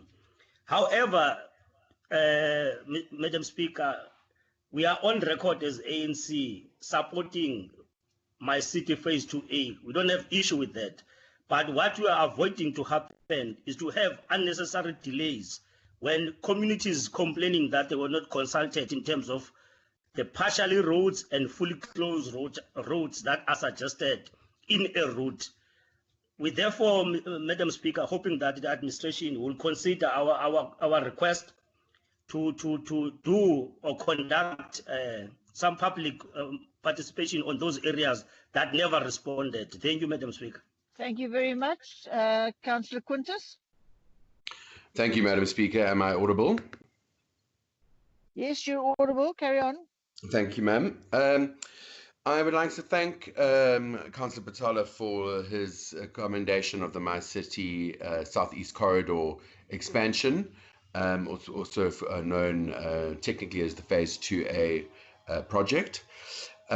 We certainly are going to be working very hard over the next few years as a directorate to ensure that where we have been mandated to do so, we will extend this service of rapid bus transport mainly and chiefly to step into the breach left behind by Western Cape Metro Rail and PRASA and their inability to move people around.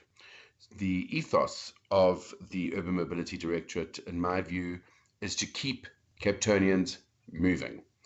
And we cannot have it that people are not accessing opportunities, whether it be for education, work, or for recreation, or just simply to be connected with one another.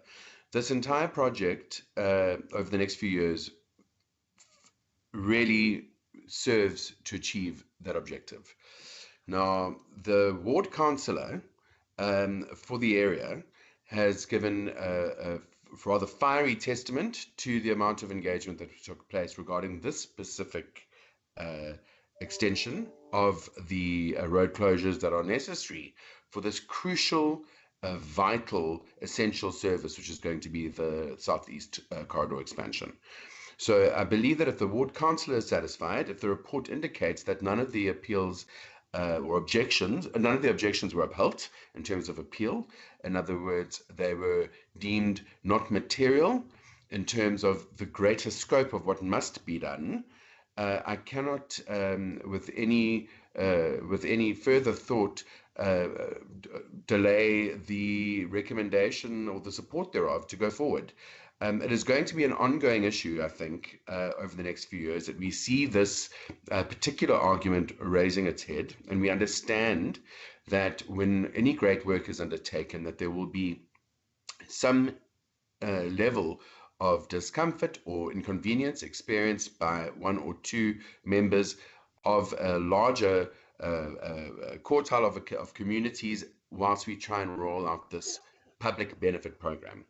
But the reality is we need to support the recommendation, and I would really implore that this council do so that we can move ahead and keep people moving. Thank you, Madam Speaker. Thank you. We have a recommendation. The ANC is supporting it. Anyone against that recommendation? On page 183. Thank you. The recommendations are carried. Moving on then to the next item, item 8. Councillor Manuel. Thank you, Madam Speaker. Madam Speaker, the annual review of the CITP is a statutory requirement. Jeepers dog. The CITP is a 5-year plan which gives the City of Cape Town and the Urban Mobility Directorate its mandate to manage the transport network and everything that moves on it. I'd like to start by thanking the public and interest groups for commenting on the annual review as put out for public participation between the 12th of August and the 29th of September 2021. It's encouraging to note that there were no objections to the review undertaken by the Urban Mobility Directorate. I welcome the response by the officials which directed the queries to relevant teams for consideration. Through this review, the Urban Mobility Directorate demonstrates the sheer number of projects to improve the lives of those who call Cape Town home. Road upgrades with green innovation in Kraaifontein, sidewalk construction across the city, traffic calming around schools, upgrading public transport interchanges such as the one in Dunoon, and non-motorized transport infrastructure in Grassy Park, the Cape Town CBD, and Kales River. Not to mention the considerable progress on the Phase 2A My City project and the success of the N2 Express. As raised in the comments from the public participation process and discussed in the CITP review, the urban rail network is our best hope to address the severe congestion on our roads and address our climate crisis. The promise by the National Minister to have the Central Rail working by July is a tall order. We are waiting with bated breath, with 4 months to go, but no construction work in sight. However, the residents of the City of Cape Town can be rest assured that our Urban Mobility Directorate, through its CITP, will continue to advocate for the revitalization of rail through the global best practice of rail devolution. Devolve rail to local governments, it is the right thing to do. We, as Council, should note the several comments made about the importance of non-motorized transport. The residents of the City of Cape Town can be encouraged that NMT is a priority for this Council. The Urban Mobility Directorate noted that the draft NMT strategy will be reviewed and updated in this new CITP update cycle. This strategy will include the development of a walking strategy and personal mobility device strategy and will guide the review and update of the cycling strategy. With all of this in mind, Madam Speaker, I'd like to recommend that the 2021 annual review of the Comprehensive Integrated Transport Plan be approved by Council. Thank you. Thank you, Councillor Korba.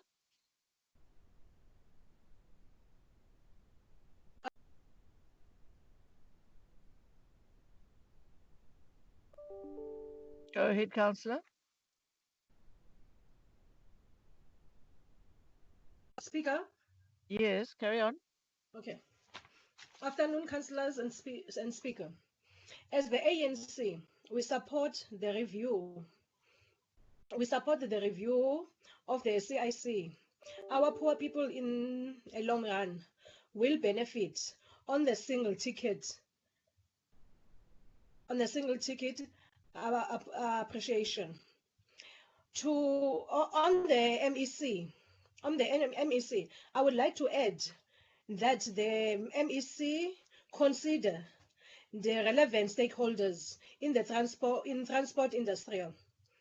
On the national minister, I would like him as also fast track the railway line to uprun the train as our computers want it to work as possible. Because the thing is this, our people want the railway to run because it's affordable to our computers. Now we as a portfolio, that's why we support as the ANC. Thanks. Thank you, Councillor. Councillor Joseph.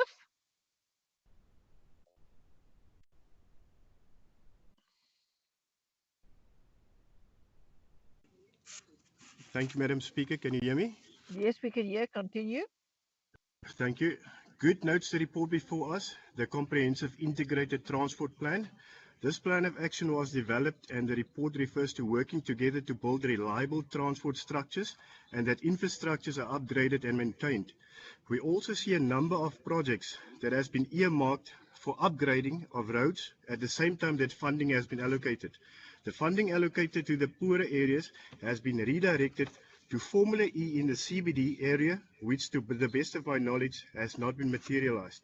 So even though the report indicated that the poorer areas have received funding, we don't know how much of this has been redirected somewhere else. Under the previous Mayor, Patricia de Lille, and my member Brett Heron, at least it was properly budgeted for. Good would support the implementation of this plan, which will create the jobs needed in our communities. The question remains, when will we see the upgrades in our ghetto areas? Thank you. Thank you, Councillor Williams. Dankie vir die drywe. Councillors. Councillor Williams.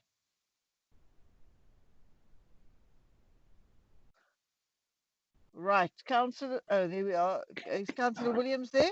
Am I audible, Speaker? Yes, you are. Continue. Thank you very much. Madam Speaker, the city in this report is planning to upgrade those roads for the purpose of cycling. During the by-election and local government election, I must remind this House that the very dear-run city of Cape Town councillors went into the area called Delft, where potholes and other roads are in a state of decay. Residents in most instances gets knocked over by cars for a simple reason that there is no pavements. There's absolutely no walkways.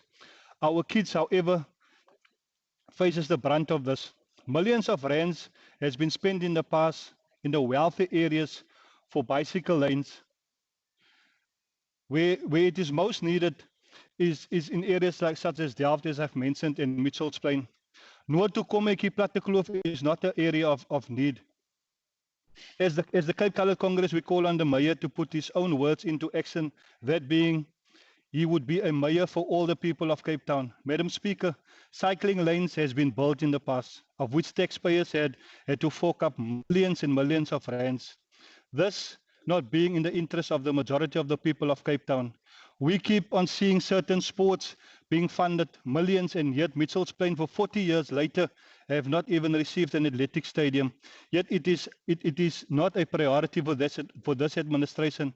In conclusion, Madam Speaker, the Cape Colored Congress wishes to inform the city that social housing for our people will be a reality in the inner city of Cape Town. I thank you very much. Thank you, Councillor Quintus. You wrap up? Thank you, Madam Speaker.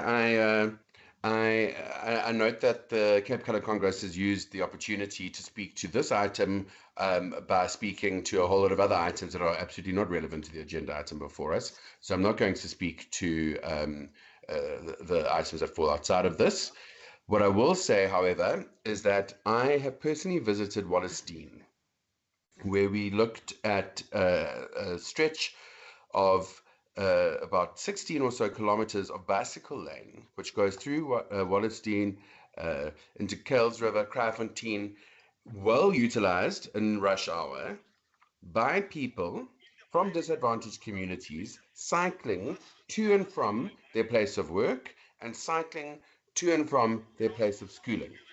So it is not that the non-motorized transport component, which is only one component of what urban mobility does, is a vital component of everything. So it is not that there are bicycle lanes being put necessarily in Camps Bay tomorrow. Bicycle lanes are being put in areas where people who cannot afford public transport or who are let down horrendously by a non-existent passenger rail service are able to utilize bicycles to get to and from their places of work or schooling.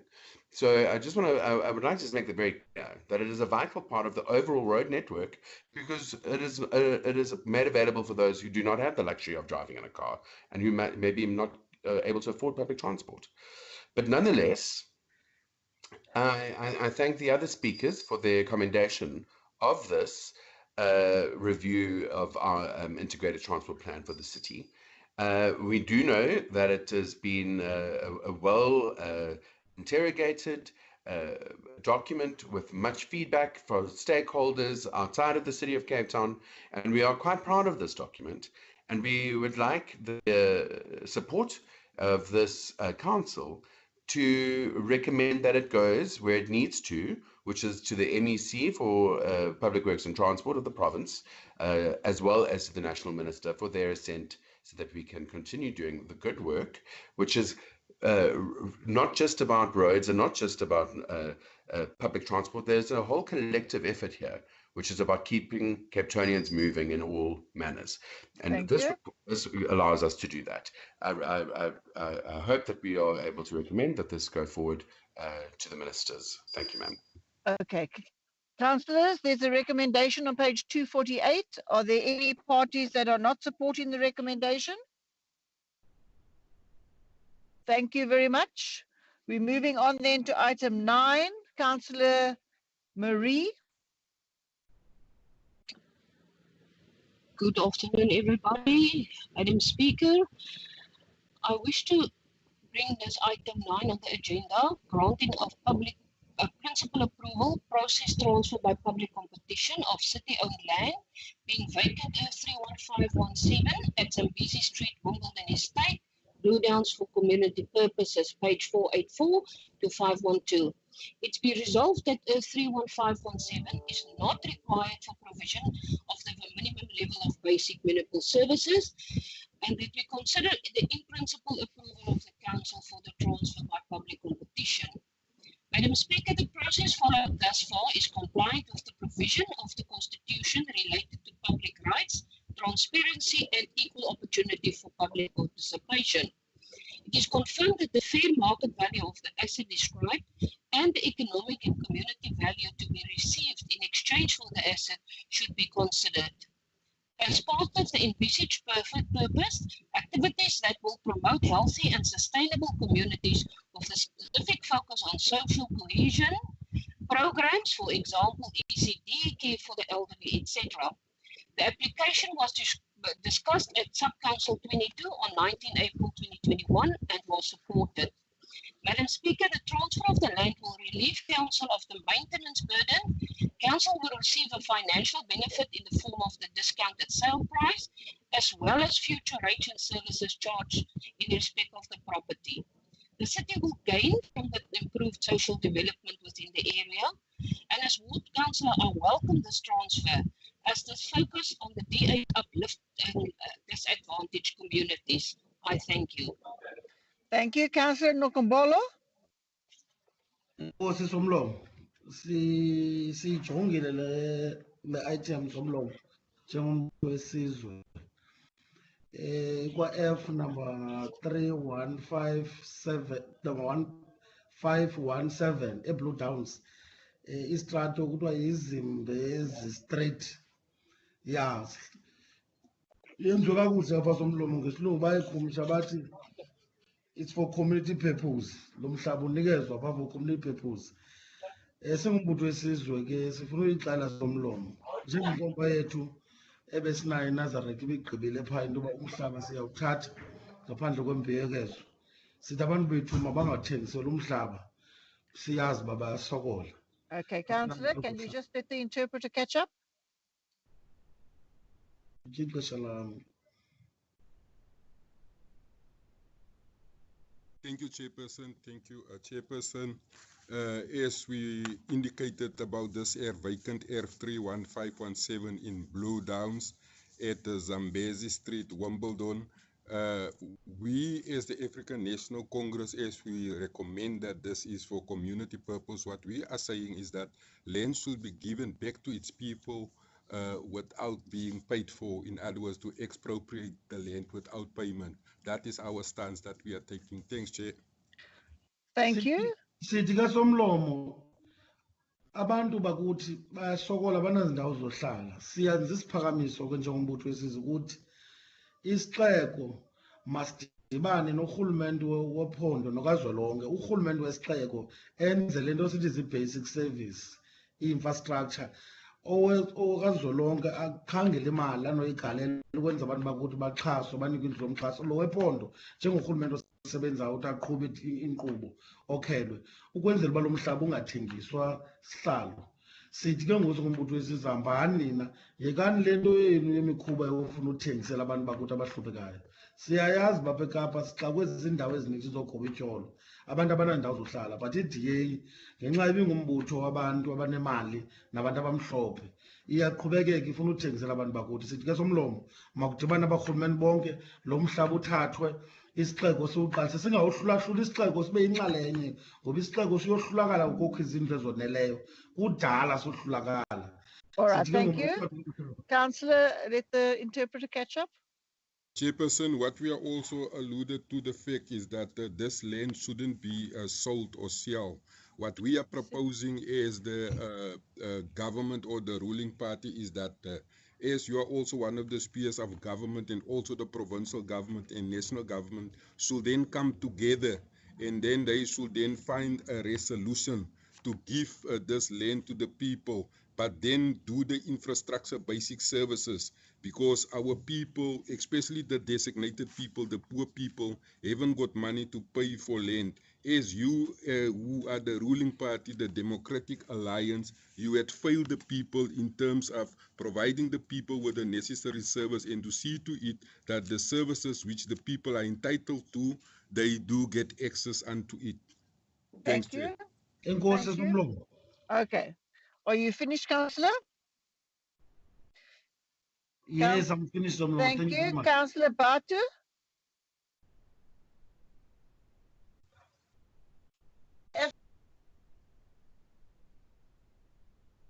Land, but the public competition of city-owned land to be used for the community purpose.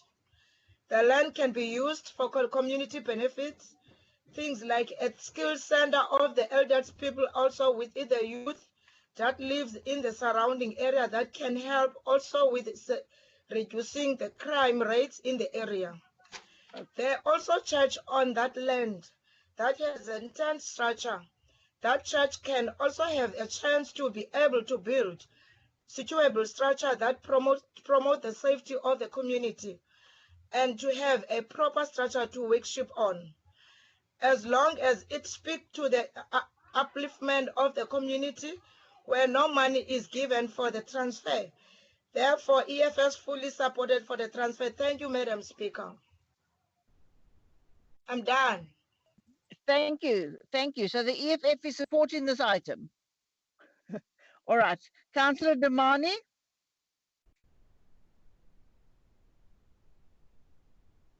Thank you, Speaker.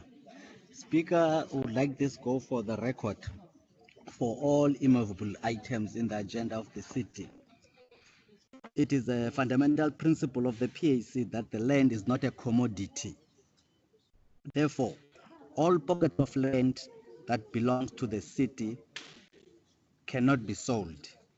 The city should rather lease this land to all those who want to utilize it for the purpose of developing our people. Thank you. Thank you very much. Alderman van der Merwe, can we wrap up this item? Good afternoon, Speaker. I just want to come back to Councillor Ngombombo of the ANC who talk about this item. And I want to say that part of the process was that all the line departments in the city could comment on this piece of land, and the outcome was that it must go out for for this process. And we must also keep in mind that about the churches, that there was a decision that after 2012, all these pieces of land must be put out, for competition. And at the end of the day, I just want to say that the city need the money for the, where they get from selling the land to improve service delivery. With that, I ask the council that we approve this item. Thank you very much. The recommendation on page 484. Thank you, Speaker. Thank you. We have a recommendation. The ANC and the PAC have indicated they do not support the sale of the land. Any other parties that wish to record their votes against? Yes, Speaker. The EFF is not in support of the selling of, but is in Thank you. support of the land being given for free. Okay. All right. So you're not in support of the recommendation. All right. Then if there are no other parties, I don't support the Speaker. Okay, Al Jamar don't support. Thank you. Any others wishing to put their contrary vote in the iron box, please do so, but otherwise the vote or the recommendation recommendations carried. Moving on to SPC 10, Councillor Christians.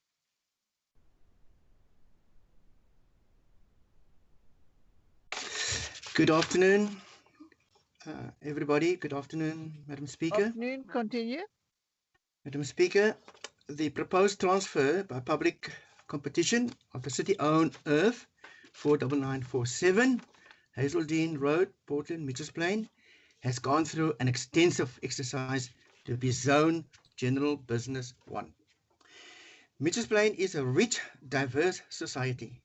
The current census underway will determine the extent of its makeup, with a population estimation of over 1.3 million people. Madam Speaker, the people of Cape Town have entrusted the DA government to improve the lives of the citizenry. Vision with action can change the world. The city's vision for strategic planning will unlock the economic and social value embedded in its mandate and enable a higher growth trajectory. One of the city's strategic goals is to ensure an environment which allows for skilled capacity and knowledge systems of the city to be sustained in order to respond to its strategic and functional responsibilities. This strategic plan contains plans and elaboration of programs covering all priority areas of the city of Cape Town. The motivation factors for the disposal of earth 49947 can be found on page 515 of this report and embraces that of an opportunity city. I herewith move the recommendation for approval as set out on page 521. Thank you, Madam Speaker. Thank you. Councillor Sonyaka.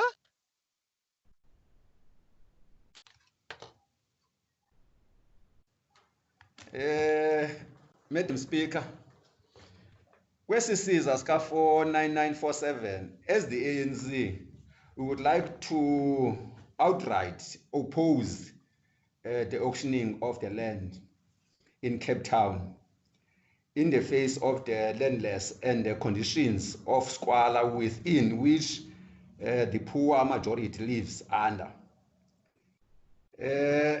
This is just a continuation of a collusion between the city of Cape Town and property developers, who are mainly companies bullying all other players in the market.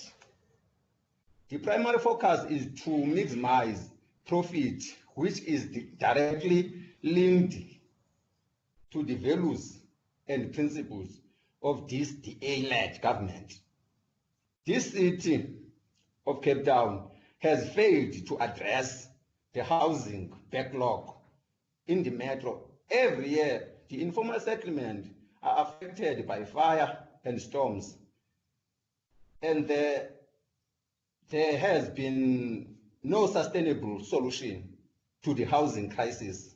The 2025 victims of Masphumelele are still homeless even today.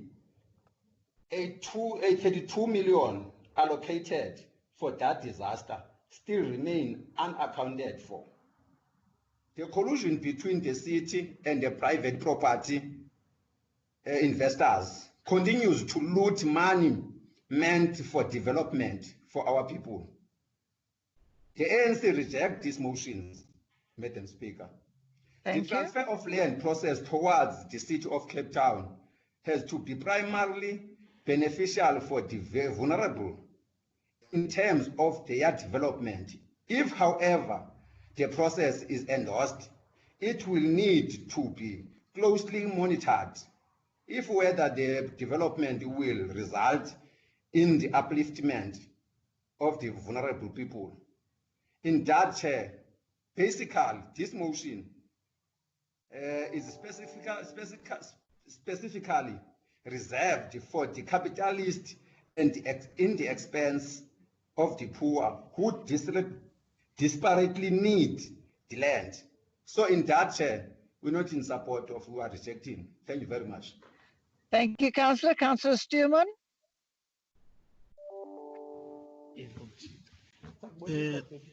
Singumbutho we-EFF somlomo asisixhasi esisiphakamiso sokuthengiswa kwalomhlaba. Singumbutho we-EFF sithi makuyiwe ebahlalini, kungayiwa nesiphakamiso sokuthengiswa kwalomhlaba. Sive abahlali okokuba bafuna kuthweni bona ngalomhlaba. Ngoko ke singumbutho we-EFF sithi lo mhlaba mawungathengiswa, mawunikezelwe ebahlalini ngaphandle kokuthengiswa. Thank you. Interpreter. We as the EFF, we do not recommend that this piece of land must be sold. We as the EFF, what we are proposing is that go to the community and get the views of the community. Do not go and propose unto them that the land should be sold.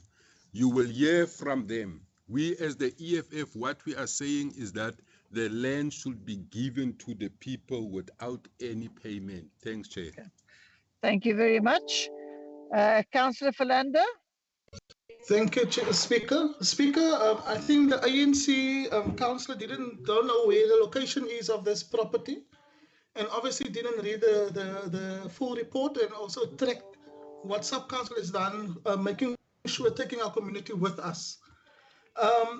This item was before sub-council and it was supported after sending it back as well for more comment, and we've got a full report. So, Speaker, definitely the community is involved and they have given their opinions, and we've also taken to sub-council, and I support full-heartedly what Councillor Christian has said, because that is what transpired when you look at this item. Mr. Speaker, I think the EFF will continue saying everything for free, but we don't live in that zone.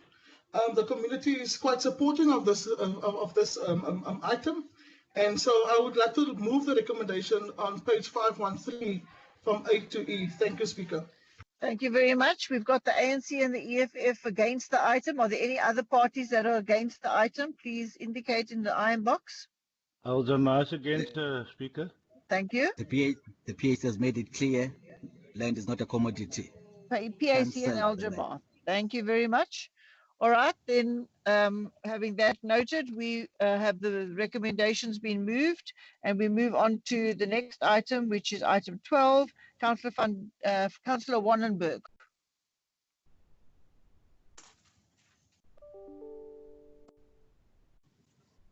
Hello, Madam Speaker. Madam Speaker, I hereby request a bit of clarity. What is your Sorry, point of clarity? good afternoon, Madam Speaker. Madam Speaker, I hereby request a point of clarity concerning the closeout report of 2019-2020, item That's SPC not on the agenda. 120222. Sorry? Can I continue? You can't ask for a point of clarity when there's no debate yet. Are you going to talk to the item? You're the first speaker. Madam Speaker, I just wanted to know, as a new councillor, looking at this report, which doesn't seem to join up well, to clarify, the closeout report to which I'm referring is a budget allocation seemingly erroneously made under the Social Development and Early Childhood Development Department.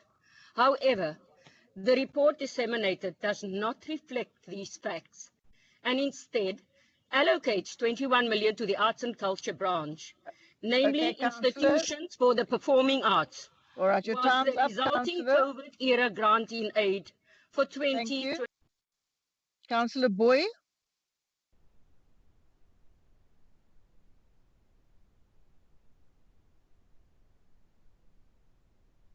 Councillor Boy. P. Boy from the EFF. Okay. Councillor Jacobson. Am I heard? You're audible. You may continue. Thank you, Honourable Speaker, Honourable Mayor and my peers in Council. It's my first opportunity to address this Council, so what a privilege and an honour. Please bear with me. Before I get to the crux of the matter, just at a very quick look, it appears that there's been poor planning in terms of this grant. We're talking about a grant 2019-2020, and the grants were only effective the 31st of May 2021. So it appears, luckily, that we've utilised this money for humanitarian aid, which came after the crisis. I would also like to reiterate, as Alderman JP said, the importance of the ECD. I would ask to prioritise funding, go to there, because that's where all the fibre of our society breaks down. In respect of the closeout report, this does not reflect the efficacy of that grant nor its efficiency. On the contrary, all the way from Grassy Park Library all the way to Atlantic Seaboard at SAPS up there, we see a human travesty of disaster, people lying without home in the gutter, sleeping and eating off the gutter, which begs the question, is the 21 million rand that was given to 6 NGOs, how actually effective have they been? We have to judge it on that basis. I note previous councillor talking about approaching 11,000 people on the street and only managed to integrate 82 people. That's an absolute disaster. Everybody's screaming about more and more shelters. That's not the issue. We don't need quantity, we need quality, perhaps more psychiatric care. And we have existing shelters. To add more beds to those shelters makes more sense, more free prefabs. In that respect, I ask the fire department to be much quicker with their service and go into the shelters and give permission to grow the shelters in that respect. The ultimate dream of the shelter facility is to reunite our struggling fellow humans with family and restore their dignity. That is the ultimate goal. In conclusion, we therefore have to judge, are these NGOs utilising their funds correctly? Because everybody in the Auntie wants to set up an NGO. We must see if they are being effective and efficient. And importantly, thank you, Councillor. Your what time's has up. been their success in getting people home? Thank you. Thank you very much. Councillor Richards.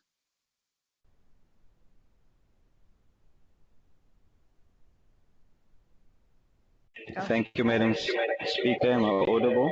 Yes, continue.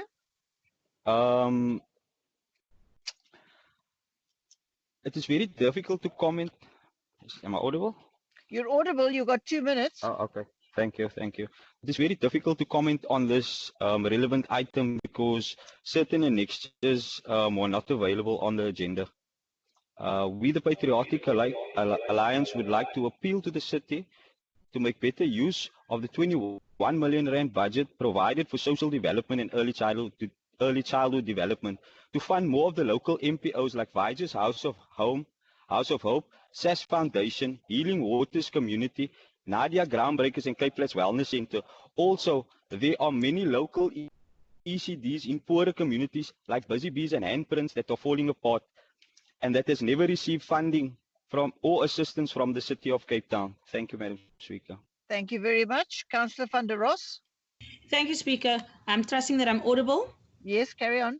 Speaker, in the 2019-2020 financial year, social development and early childhood development under the arts and culture branch has been granted this grant in aid of 21,750,000. I thank the speakers before this that have spoken to our low-hanging fruits, as we call it, the areas of Mitchells Plain and Wallasdean, Lotus River, Grassy Park, Lavendale and Parkwood. I was listening and waiting for speakers to speak about how we can make this process easier. I was waiting to hear the speakers ask me what we're gonna do different in the directorate. But allow me to share some highlights, Speaker. The City of Cape Town Ballet has performed the Back on Stage ballet in December of 2020. In celebration of Women's Day, they performed a few other events as well. The City Ballet further did the Heritage Day call out with the Jerusalem Challenge, which we all took part of, and it got us 250,000 views on Facebook. The Artscape also had a few programs through the youth classical concerts using our local talented artists in the areas like Mitchells Plain for the Philharmonic Orchestra, the CPO, that hosted the Youth Musical Festival concert. It gave that young, exceptional, talented classic musical instrumentalists and singers a chance to perform as well. Approximately 2,000 cloth masks has also been manufactured through the different NGOs, and this has benefited over 600 of the schools. This initiative has also been extended to the local seamstresses that the CTO knows. I also want to commend the CT Opera for the 5 pop-up thank you concerts that we had.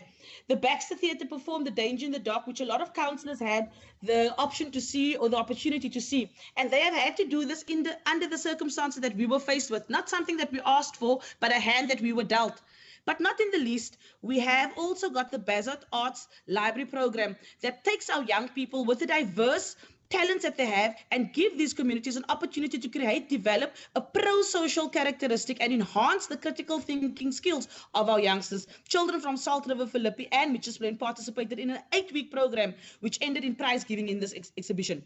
Now, Speaker, to make things easier, we're going to look at ways to build relationships with SARS in order to make that process of getting the clearance certificate for these NGOs to be able to register themselves and also make application for these grant and aids. Speaker, I want to table this 2019-2020 report. Also, I want to say this has been a trying year. That time has been a trying year in the industry. This industry has suffered. This grant has aided and only helped these organizations and local artists and the broader communities. Speaker, the sector has suffered, but this is now turning around. I thank you. Thank you. Okay, councillors, we have a recommendation on page 578. Can we approve the recommendation? Thank you. Item 13, Alderman Majuza.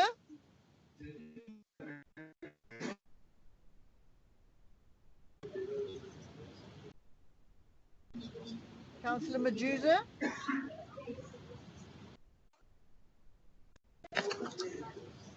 Speaker. Yes, I can hear you. Yes, item 12, the EFF was supposed to be speaking in that, and the councillor was having problems when it comes to sound, and the councillor was not able to speak on the item. The councillor wasn't logged in and there was no indication of another computer. If he would like to speak for a minute, we will hear him, although we have moved the recommendation.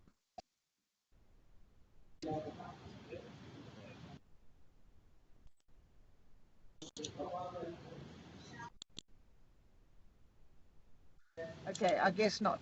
All right, then moving on. Speaker, the councillor wants to speak. All right. We are literally struggling here. Okay, you've got your. With the situation. You've got a computer. Please continue. Yeah, man.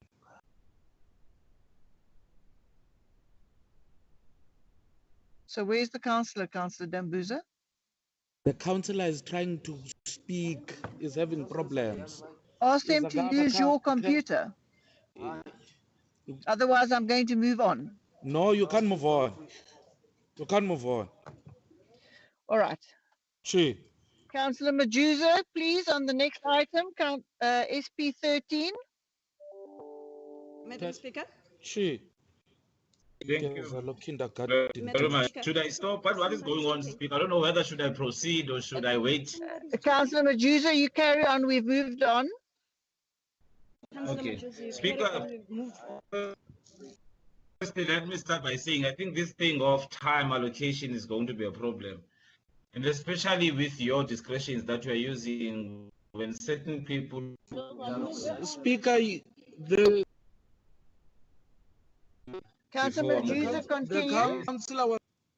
As much as we are... You reject... These special purpose vehicles be impactful to our intention of realizing it. Speaker, can I be protected now? Councillor Dambuza, I'm naming you for the first time. This is also the last time. If you continue to interject, then we're going to take you off the meeting because you had an opportunity to allow your councillor to speak to your computer, which you managed to do very well. So please refrain from interjecting and allow Councillor Majuza to speak. Councillor Majuza, the councillor was on my laptop and you... I hope, Speaker, you're considering my time. Eh? I hope you're considering my time. I certainly will, Councillor. Yes. On the progress report on the special purpose vehicles for the period of the 1st of October 2021 till December, as much as, Speaker, we appreciate the claims behind the report, we also should strive at seeing the special purpose vehicles being more impactful to our intention of realizing an inclusive city, which means they should be more, not be a foreign narrative to certain constituencies. The identified vehicles or SPVs target and methodology used to select or identify the target beneficiaries and the prioritized sectors thereof. Yes, we see that there are a number of described targets assisted from SMMEs, number of jobs created, industry events hosted, internships, opportunities facilitated,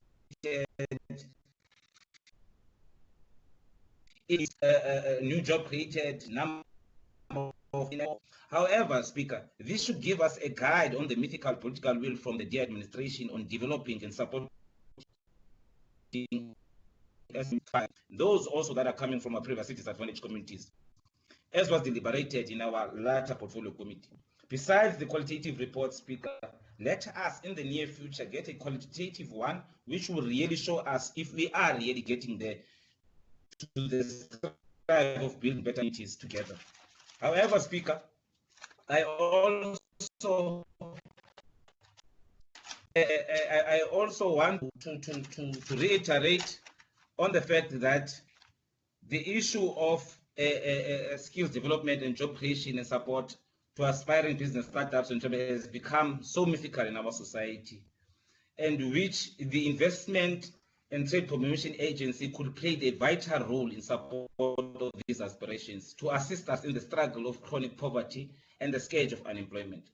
But exactly how are these investment initiatives marketed to reach those, particularly in the previously disadvantaged communities, in enhancing economic growth and development, through a visible support of the informal sector, the semi-informal sector, skills development, internship opportunities, right at the doorstep of the forgotten.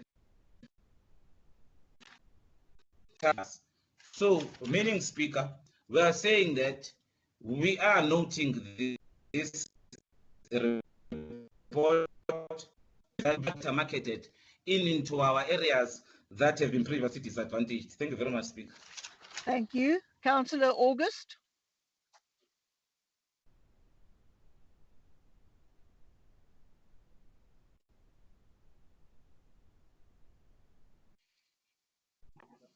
No. Councillor August. Thank you, Madam Speaker. With regards to this item, I quote verbatim from the report of the agenda. The catalytic sectors unit within the enterprise and investment department identifies funds and oversees the implementation of strategic programs and projects in collaboration with the SPVs. The unit also performs a monitoring and evaluation function.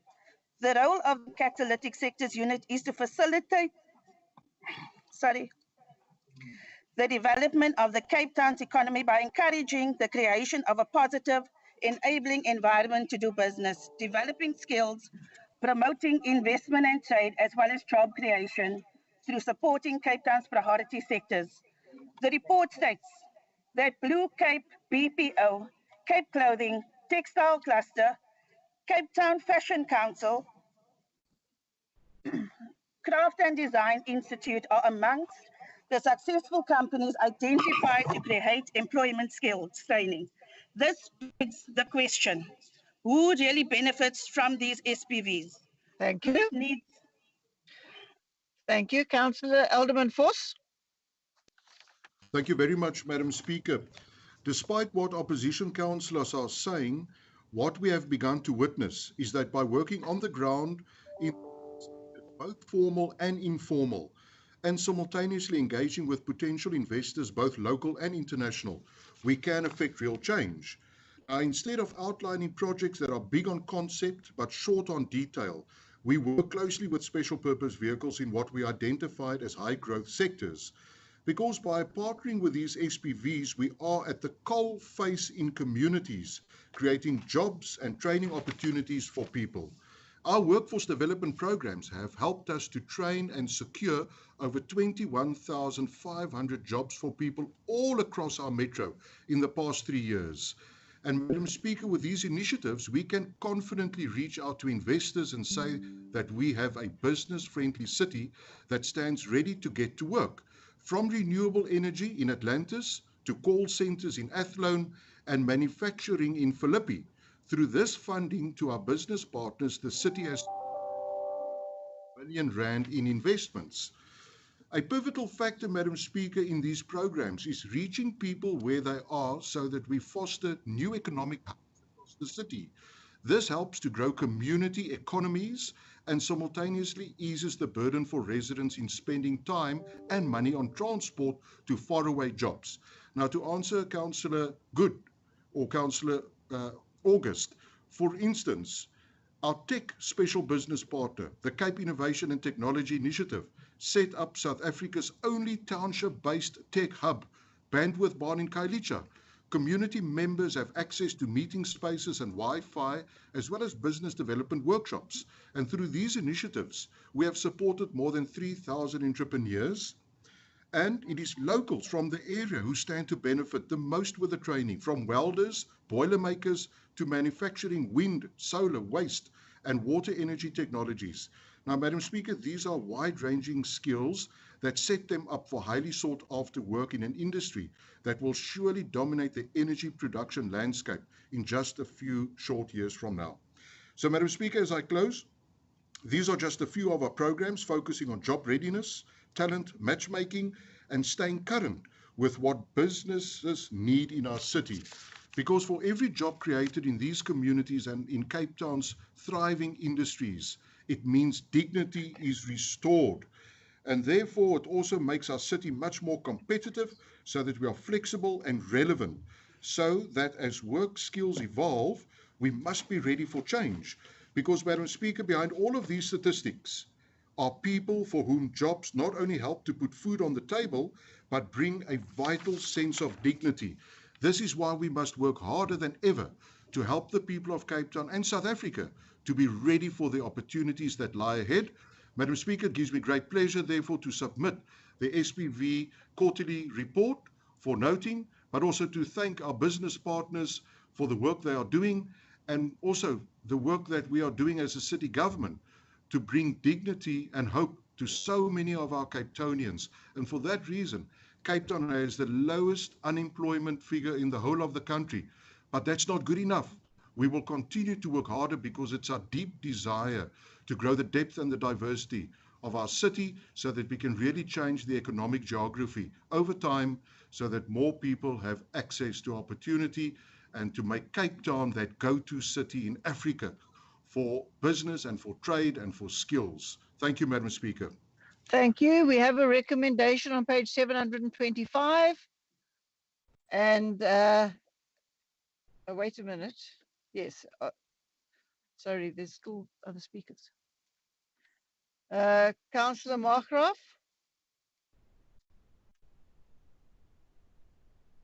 No, that's it. Madam Oh, Madam wait a minute. Speaker, Sorry, just wait a second, please. No, second granted. that is that's right. So we have a recommendation. Is everybody in favor of that recommendation? Okay, the recommendation is carried. We're moving on to item 14. No, Madam Speaker, it's not. Who is that? Good is not in support of that. We'll note that. Thank you very much. Item 14, Councillor Majuza.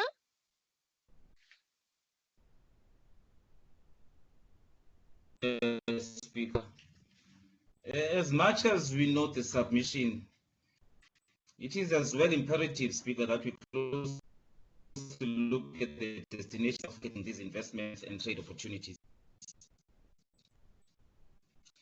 Seeks to revitalize and promote investment and trade opportunities to both local and foreign investors. Most importantly, a state of local economy which could respond to the scourge of unemployment within our society. However, we want foreign investors to team up with local investors, which could be speaking to the desired outcomes of the Investment Incentive Policy number 12506, which was revised by the Council as from the 31st of May 2018.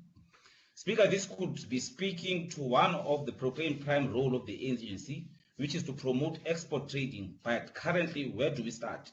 We need to increase size through inclusion. Not necessarily all sideline people whom we have preconceived ideas that they can do 1, 2, 3. Be more to promote competitiveness in our investors and SMMEs. In this city, Speaker, you will recall, we used to have a competitive textile industry, a buzzing local township economy led by locals.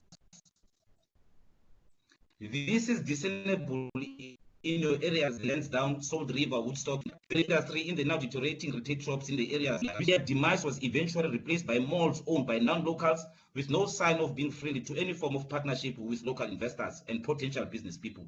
Speaker, I must say that our local investors and business people have shown their long-awaited chance and opportunity to participate in the mainstream economy. The newly opened Kailicha Hotel cannot go otherwise. The class entertainment innovations that have been established by local investors could be tuned in. All that we are saying is our local investors, Speaker, should be targets who are exporting and local economic growth vision in collaboration with foreign investment. And more information should be disseminated and received from the larger corporate citizenship of Cape Town, whether through sub-councils and other platforms of economic growth and development. Also in the report, nothing is speaking to the collaboration of formal sector and the semi-formal sector or informal sector. So let us take a feminine approach and be this inclusive and opportunity city we are portraying ourselves to be for a better future for our local economy. Thank you very much. Thank you. Councillor Markgraf, sorry.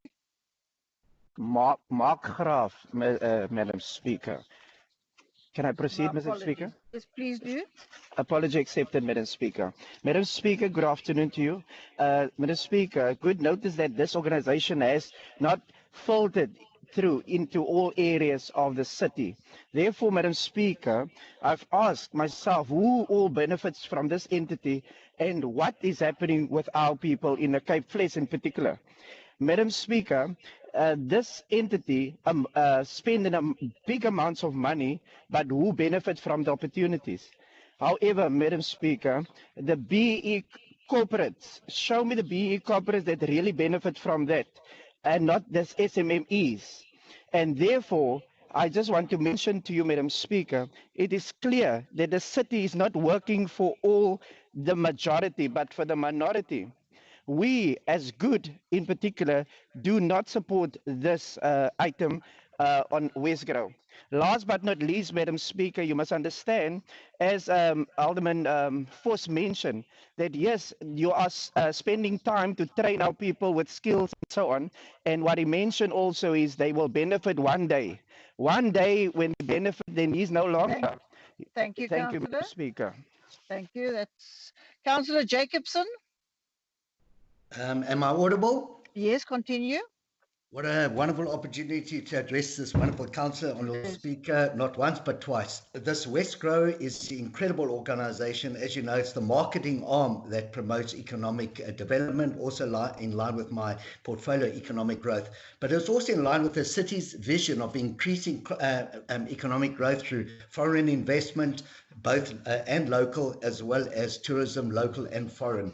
And it was expressed very clearly in item 3 discussed today under the SFA, the strategic focus areas shown on your wonderful chart presented in the papers, where it talks about a good business climate, attractive investment and opportunity, citizens being safe, and law enforcement. And that in the inaugural speech by the mayor, which was fantastic, and thereafter he supported that concept of basic economic skills. And I thought, wow, we've got an incredible administrator who eventually sees how we can fill the coffers of the city by promoting a wonderful environment. But on the 14th of February, Valentine's Day, our Honourable Mayor was filled with love, and he expressed it at home, but he had too much love to take over into council, and he made a public statement that went worldwide, where he claimed first and foremost the city should be seen as a caring city in respect of the homeless, not the poor, but for the homeless. Not a safe city, not a clean city, not a city promotes growth or informal business, but or service delivery, but a caring city.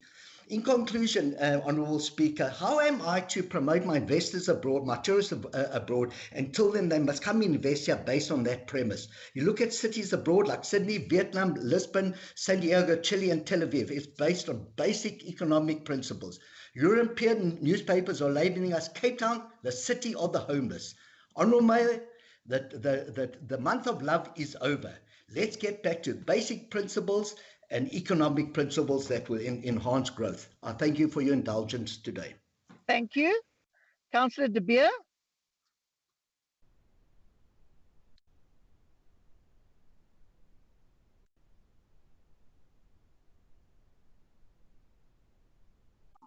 Madam Speaker, am I audible? Madam Speaker? I don't Yes, hear. we can hear you. We can hear you. Continue. Thank you. Madam Speaker, Mr. Mayor, which I duly hope, knowing him, he's still around, and fellow councillors. It is very much a mission to ensure that we truly look at a balanced scale of economic growth and very much focus on the most poor and hard-hit areas in this city for investments for a change. We truly need a new economic focus program that can reform the potential of broadening out the industrial zones, in specific, as Councillor Voss said, the current huge need in the Atlantis area in their IDZ zone. I think at this current moment, there cannot be an argument that the Atlantis area has not derived any of this major promises, and it should be focused on. Madam Speaker, in the past few weeks, I have no doubt visited the inner city and viewed the city with an investor's perspective, having hosted 2 major overseas delegations in this city myself. No doubt for institutions like Westgrow, the IDP program, and the trade initiatives which this city has, we need to look at the perspective of foreign direct investment in our city. Crime, boots on the ground, and more than that, a necessity of a safe city must become our priority. You cannot have a booming city if you do not apply a zero tolerance on crime and rejuvenate the city with law and order, just like the revival of New York and Mayor Giuliani not accepting the degradation of even a cigarette butt being allowed to be thrown in an inner city. Madam Speaker, we must find an urgent solution for the homeless citizens in this city. We understand that humanity will give these people the opportunity of an alternative. But as a German investor said, you want me to spend 100 million on reviving a building, but we have homeless people in every corner of the city, specifically even now camping next to the city Cape Town Castle. In an inhumane manner, we should find such solution and actually increase that. Madam Speaker, I mute that every person in this council should be an ambassador for investment of the city. Ukuta imali ebatwini kubaleku kakulu nomslanj. Yes, we all agree to that. Alderman Voss? Thank you very much, Madam Speaker. It's really disingenuous when the good party objects to a report that created 4,800 new jobs. So that's really not so good on their part. And that said, Madam Speaker, so when all the opposition councillors speak, I hear plenty of resistance and in some instances even unsympathetic.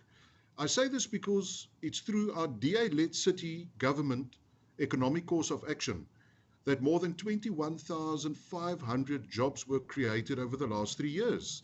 And this across all sectors and industries for Cape Townians that were struggling to find employment, people from marginalized communities and especially women and youth.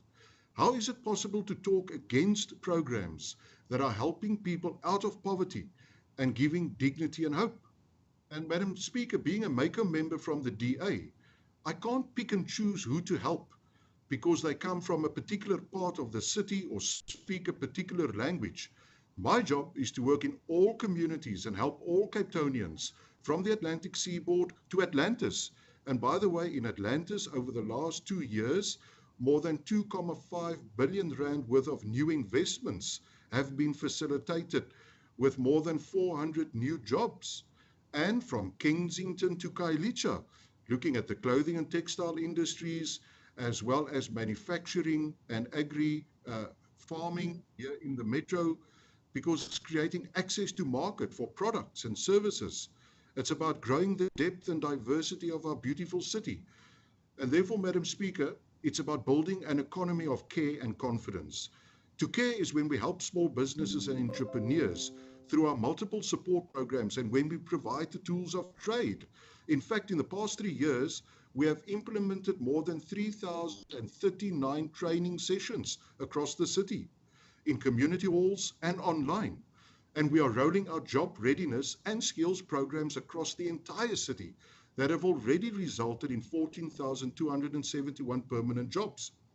And Madam Speaker, the confidence is that when we expand opportunities for companies to transact with markets around the world by exporting their goods, and when we land investment in energy, technology, manufacturing, that really drives our high growth industries and creates more employment. And so what my officials and I have done thus far is to plot our economic opportunities plan with Westgrow to attract bigger and more investments around export possibilities for Cape Town companies, because exporting more goods means increased production, means more jobs and a stronger economy.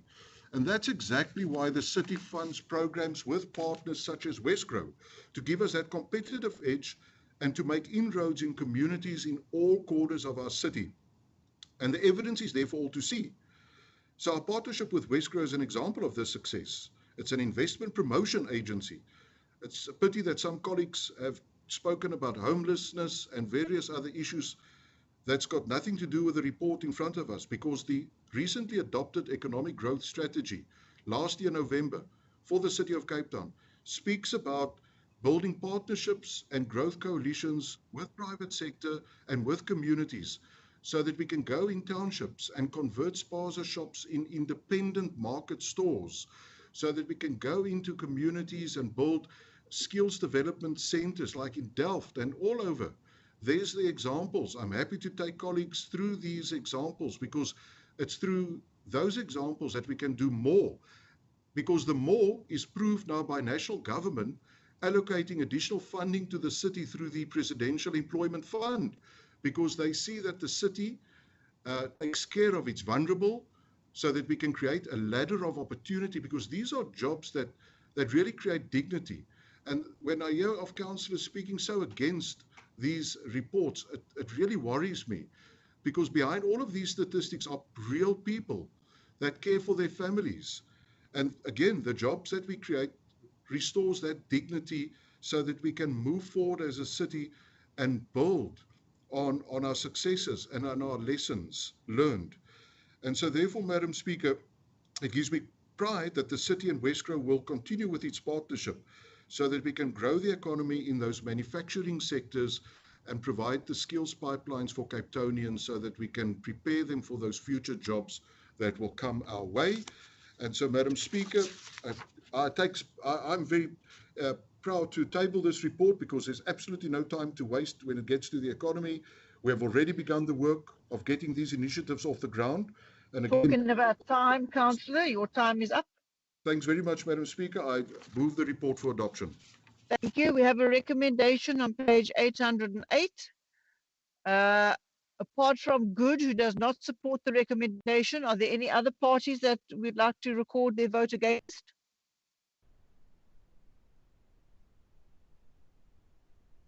If there's no other objections, then we will move the recommendation.